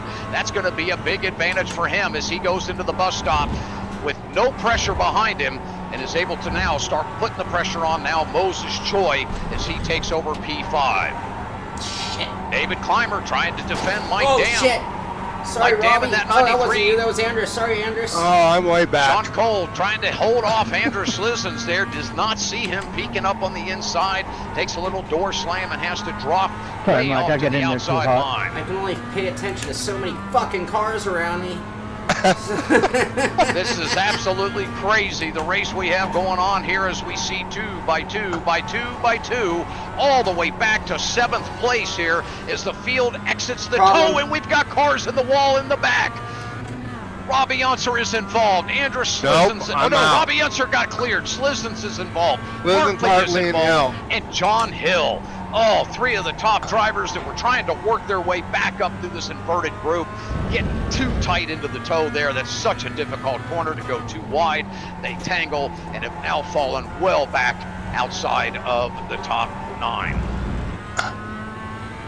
Robby Unser trying to work his way now back onto the NASCAR portion of the course. Shaun Cole just ahead of him here. Those two working together quite a bit in race 1. Let's see if Robby can actually close that gap and get back up into the rear end of that beautiful blue and orange Simpit machine. Coming out of turn 13 now, Shaun looking to close the gap on Shaun Sebring as they head down the front straightaway. Most of the field on the front straight as we see the leaders up front now going side by side down into turn 1. It's Anthony Morano Jr. taking the pressure from Evan Pikle and Elvis Rankin. They make the move to the inside on Anthony Morano. Anthony holding driver's left. He's not going to be able to maintain it, but he pushes back up onto the inside of Elvis Rankin. They're now side by side coming out of the S's out onto the backstretch. Elvis now putting the push on Evan Pikle. Now he goes right. Evan tries to defend. He moves back left and gives room. 4 wide. Now they back out 3 wide into the bus stop. Anthony Morano slides over and nearly taps Evan Pikle as we find Elvis Rankin. Oh, actually, it was Elvis. Evan has taken over P1 and has moved to the front of the field. Anthony Morano now dropped back to 4th as David Clymer has climbed up and closed the gap now onto the back of Anthony Morano Jr. Moses Choi is now back in the heat. Shaun Sebring is there. We have a train of 7 cars now with Robby Unser in chase. Car feels very hurt. Mine Coming too. out of the toe now, Shaun Cole reports in my left ear he may be hurting. The car is hurting. Mine's just bent. Robby's is just bent. I hear that on the radio now. All right, back to the action, guys. Here we go. Mike Dam, Elvis Rankin, Evan Pikle back to the point. And unfortunately, Robert Hartley is out from an earlier incident at the toe. Now these 3 are going side by side into turn 12. Unbelievable the way these guys are putting these Mazdas right up against each other, sharing paint left and right. Elvis makes an over-under move now, coming out of turn 13. He's going to get himself positioned and does have the momentum going to the inside. The question is, does Mike Dam go with him? And there he goes to the inside as well. Both cars on the train on the bottom. Old ex-teammates working together once again here to try to take over the lead. Evan Pikle, what a move to the outside. Mike Dam now 3 wide as Elvis Rankin goes low on the S's coming up the hill. Now Anthony Morano Jr. makes a run to the outside. He's on the tail of Elvis Rankin. Those two are now going to pull the gap and pull out front of Evan Pikle. Mike Dam now gets a hold of the train to the bottom side. 3 cars bumper to bumper on the bottom going into the chicane of that famous bus stop. Let's see if they can actually make it happen. 2 of them drop out, 2 of them side by side. Shaun Cole has now closed up the gap in that 39 Simpit car as he tries to get back up onto the back end of this front train of 6 cars that are battling it out to take over the lead. Although now it looks like Elvis Rankin has opened up a 6-car length lead. Mike Dam and Evan Pikle side by side coming out of the chute there. Now heading down into tow. Turn 9. Very difficult corner to get right. Shaun goes in on the bottom and gets a great run behind Moses Choi. Can he make a move here on Evan Pikle?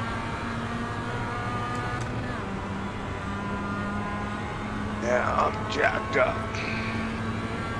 Shaun Cole watching this battle between Evan and Moses Choi. Evan looking to the bottom now, trying to hug that curb. A very difficult corner to do that with. Turn 10 is not easy. Now they head up into even a more difficult corner. The off-camber of turn 11.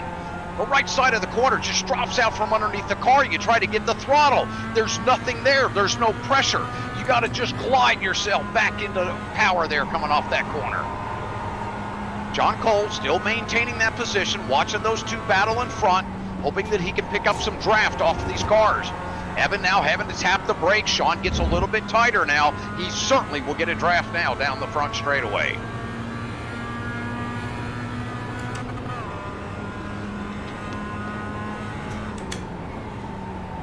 Andrew Slissen's doing a good job holding down P10 out here, trying to work his way back to the front. John Hill having that early incident with Robert Hartley, still in the action, but a ways back. Robby Unser trying to do everything he can to recover from his small mistake as he comes up through the S's. Oh, I'm going to say about 20 car lengths off of the next group. The group of 4, that includes Sean Sebring.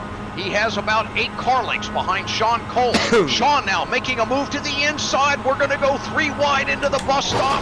Shaun has the advantage, and it's not going to be pretty. Shaun's going to get spun with Evan inside his car, trying to get moving. The 2 of them are stuck. Oh my gosh, the damage that came out of this is going to be fatal for all 3 of those drivers. Moses Choi is out as well. Shaun Cole still locked together with Evan Pikle. Man, that was weird. My screen all glitched up. That was quite a mess. Robby Unser now held out, trying to get back to the front of these cars. David Clymer, Anthony Morano, they've managed to survive. Mike Dam now has opened up a little bit of a gap and trying to get back to the front end of Elvis Rankin. Elvis now holding down about a 14 car length gap as they head down into turn 10. You're jacked up. I'm out. Yeah, I'm out. Oh, that's a shame, Shaun. Sorry to see that, buddy. Oh, it wasn't me at all. Oh, yeah. That was my spot. Sorry, I'm yelling. Robby's still racing. Sorry, Robby. It's all right. It doesn't help or hurt. Mike Dam feeling a little bit of pressure now of Anthony Morano Jr. behind him. Boy, Anthony putting on quite a drive this evening in that black and orange number 323. David Clymer right behind him. David having just an incredible run up here in P4 as those 4 now head down the front straightaway. Robby Unser still holding together here. I don't even know. Watch him coming to the line now.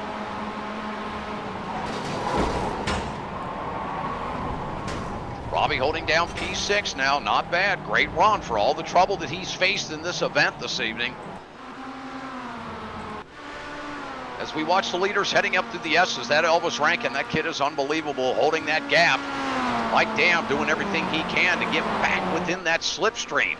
He has closed the gap just slightly here. He's only about 12 car lengths back.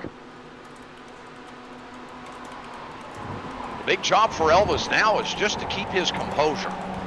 Make sure he's hitting those marks. The slightest mistake right now is going to put that 93 right onto the back of it. Anthony Morano Jr. now has dropped to P4. David Clymer now making his way up. Very impressive run out of him tonight. John Sebring doing a great job in that 007, trying to make a showing here in P5. Robby Unser holding down P6, although he's got the threat of Andrus Slizens coming up on the back of him here. That number 99, always a very consistent driver. Rarely gets tangled up, has put on quite a show here in the Hotlap Humpday Challenge in the past year. Anthony Morano Jr. now looking to the inside. He's peeking. He's looking inside. He does. He's gained that little bit of gap. He's taking the inside. David Clymer's going to let him have it. No, he isn't. Clymer's going to hold him on the outside.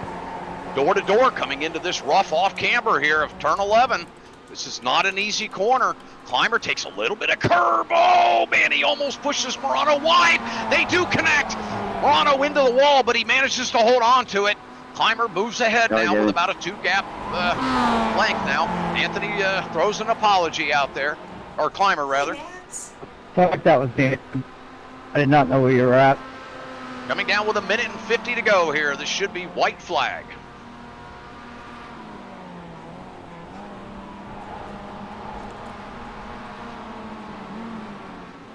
Robby Unser lets Andrus Slizens by. Andrus, yeah, but I knew I was pushing it 3 wide on the inside. I knew I wasn't going to lift, P6 so now.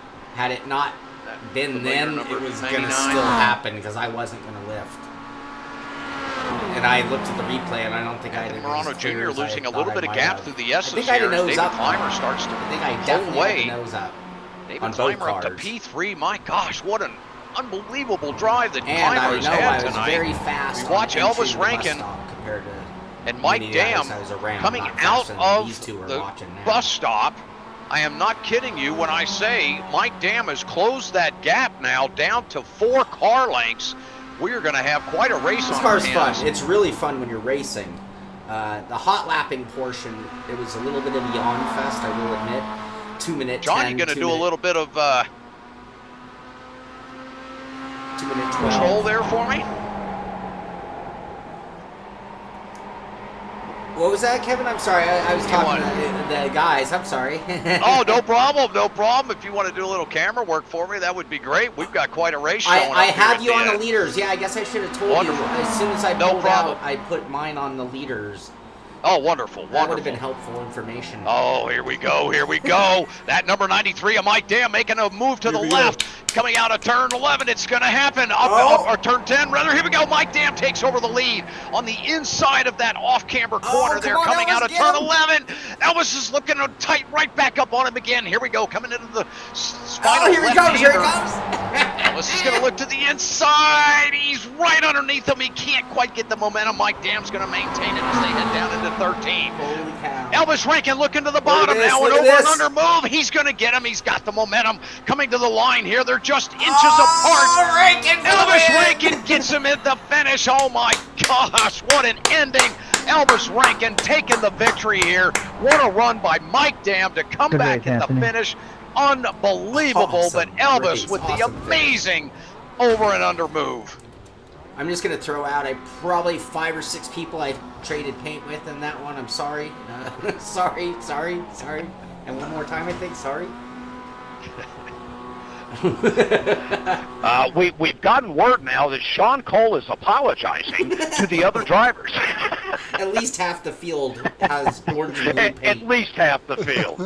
Well, everyone, we want to send a big congratulations out there to Elvis Rankin from the Apex Racing team. Elvis, great job tonight. Tremendous drive. I also want to send a big congrats out there to Mr. Mike Dam. Oh, my gosh, what an event you put on for us here tonight. What a drive back to the front. And the two of you, I tell you, it's quite a show that you guys put on. We do appreciate it at each one of these events. Andrus Slizens, another great drive out of you tonight. All you drivers, fantastic run this evening. We do appreciate all of you coming out tonight. And what a great battle. Great competition. Again, drivers, $500 in sim racing equipment coming up this December. That will be the championship. Keep coming out each and every month. You never know if you're going to get that win. Tonight, again, it's just a guessing game how things are going to play out, especially with inverted fields. and you never know what we're going to do on the next month coming out. So make sure you join us each third Wednesday of the month for the Ricmotech Hotlap Humpday Challenge and see how you fare against all of these veteran drivers on iRacing. And veterans, I'll tell you what, they are veterans. Great show tonight. Shaun Cole, appreciate you being with us, bringing out the Simpit show as always, and everybody at the Simpit, thanks so much for everything you guys do for sim racing. We really appreciate it. The sim world would not be the same without everybody at the Simpit. Thanks so much, guys. And of course, big thank you to Frank Rico and all of the staff at Ricmotech. We really appreciate everything you guys do each and every month to put these events together through tough times, through the pandemic. You guys kept this going to entertain everybody in the downtime, and we do appreciate it like you just can't even imagine. I know that a lot of sim racers rely on Ricmotech equipment and the service that you guys provide. We really do appreciate everything you guys do. All right, guys, have a great rest of your month here. We'll look forward to seeing all of you on the third Wednesday of next month. I'm going to hand everything over to the man and the man in control, Mr. Shaun Cole. Thanks so much, everybody. We'll see you next month. Thank you very much for that, Kevin. And I want to thank Robby for joining us. Real fun racing with you. We had some good runs there today. That was awesome. Yeah, it was a good day. And of course, Kevin, thank you for calling all the action. You really make the event special, and everything you do for it really makes it a much more fun event. I know sometimes it's difficult for me to race while you are harassing, but at the same time, it's so much fun just doing the whole event like that. So thank you. And of course, Frank Rico, thank you very, very much for putting this on, hosting it, and making it all possible, because it's one of those events. I think it just, again, despite Elvis coming out and having such a tremendous showing week after week, we always have a chance. Every one of us always has a chance in this, but he just keeps proving very hard to beat. Anyway, great event, great fun, and some really, really fun, cool racing today. I really enjoyed that. Oh, man. Yeah, this combination is so great. It is surprising. You think the Mazda at the Glen, it's just so much fun. It's such a fun track, and these cars are just so fun to throw around here. They're so racy with each other. It's just great stuff. Mm-hmm. Absolutely. And then, of course, you know what? Real quick, before we go off the air, real quick, I want to let's go ahead and play. I want to play the Ricmotech show in the Ricmotech house, so to speak. Oh, you bet. You bet. Absolutely. And I mean, the main reason I show it is I think we're getting really close. I mean, I don't know. I haven't spoken to Frank directly on this, but I think we're getting close. When you think about when Hotlap Humpday began, it was kind of the backbone of it was the open houses at Ricmotech, where they could invite their friends, their family, to come in on Wednesday nights and come in and just have fun. And he'd serve drinks and, appetizers and things like that, and everyone would do some sim racing. They'd compete against us, and it was really fun. We get some cameras. Remember back in the day, we used to have 2 cameras from Ricmotech where we could see some of the guys who still race with us used to be there at Ricmotech. So I just, again, years and years of doing this, years and years of prizes, t-shirts, and everything. I really do want to thank Frank for hosting these each time. The other thing I know we were supposed to mention, and I'm just going to remember for us,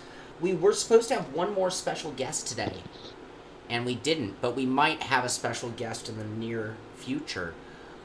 Yes. That being none other than Brian Highcotter. And if you don't know if you're a sim racer and you don't know who Brian Highcotter is, I would say, well, welcome to sim racing. Obviously, you're new, because this guy won the GT Academy. This guy is like a autocross phenom. He went on to a really big racing career, doing racing with Nissan through the GT Academy, and he races to this day in various different forms of motorsport. So, and a legendary sim racer. So, he won a Mazda championship, getting him a different ride, if I'm not mistaken. Anyway, Brian Highcotter is amazing sim racer, amazing real-life racer, and he's supposed to join us today, but unfortunately was under the weather, and so hopefully we'll get him with us in the not-too-distant future. Yes, we do wish him well. He came upon not COVID, so no need to worry for anyone. But it just he just came across a little thing while he was traveling, and so he's down for the count today, unfortunately. So we send our best out to you, Brian. Hope things are coming along a little smoother for you, and you start to feel better here in the next day or so. Absolutely. And then real quick, again, before we get off the air, one more opportunity. I'm going to play that 30-second promo. Kevin, do you have any words? I mean, Extreme Scoring, built by a lot of the team behind Extreme Motorsport. Yeah. And it's a scoring. I'm going to play that promo if you want to just tell us any last words on that before we. Sure. Absolutely. Yeah, the promo it's really tough to show all of the features and benefits to what the program does. It really was designed to help all of us league admins out there that struggle with all the different sources and papers and Google Sheets and Excel documents and trying to build formulas and figure out how I can run an AM championship and a pro championship, and I've got driver types and I want to do this, and just over the years we've just run into so many scenarios, and we decided that we were going to take the last 2.5 years and put together a program that really is all inclusive. It really is something that you just need to kind of take a moment and go look at the website. Go to Ricmotech.com, just click on products, and obviously check out other products while you're there, obviously, but scroll down to software. That will tell you a lot about it. We do have a help menu on there. If you go to extremescoring.com, there is a help menu on the bottom left there where you can go to the tutorial videos that walk you through the program, how it's laid out. Just know that we have a lot of development plans as we move forward with this going down the road. There's a lot of items that I'm sure you'll notice in the program, and you may think, well, it'd be nice if it had this or it had dark mode and those sort of things. All of those API, we're all working on all of those big, heavy development items. The goal this year was to finally get the thing done, get the scoring figured out, get the thing up and running so that leagues are using it. We have several leagues out there using it now. They're thrilled with it, and we're constantly developing. We take feedback from our members, the administrators that are using the program now, communicate with us on a regular basis, and we're very big about customer service. We want to make sure that the experience is a good one for the admins, and of course the benefit for the members of the series is just unbounded. I mean, to be able to have the widgets that we've built into this to put up on your websites for your leagues, the eye candy that you can dress it out and match the colors of your site, it almost gives the look that it's very proprietary to your organization, and that was what really we were going for. So check it out, enjoy it, send us some emails if you have any questions. We're here to answer those questions. And Shaun, thanks again for promoting it tonight. We really appreciate it, man. I know we kind of threw this to you at last minute, so no worries, but we're gonna have to worry on your 30-second pitch. Anyway, that's gonna do it for today's race. I want to congratulate Elvis Rakin, Mike Dam, and David Clymer on an outstanding finish, and everybody who participated today, because it was a really, really fun event. Great day. Robby, Kevin, Frank, everybody, thank you very much. Everyone out there, thank you for watching, and of course, get out there and do some sim racing. This is the Simpit. I'm Shaun Cole, and I'll see you on the track.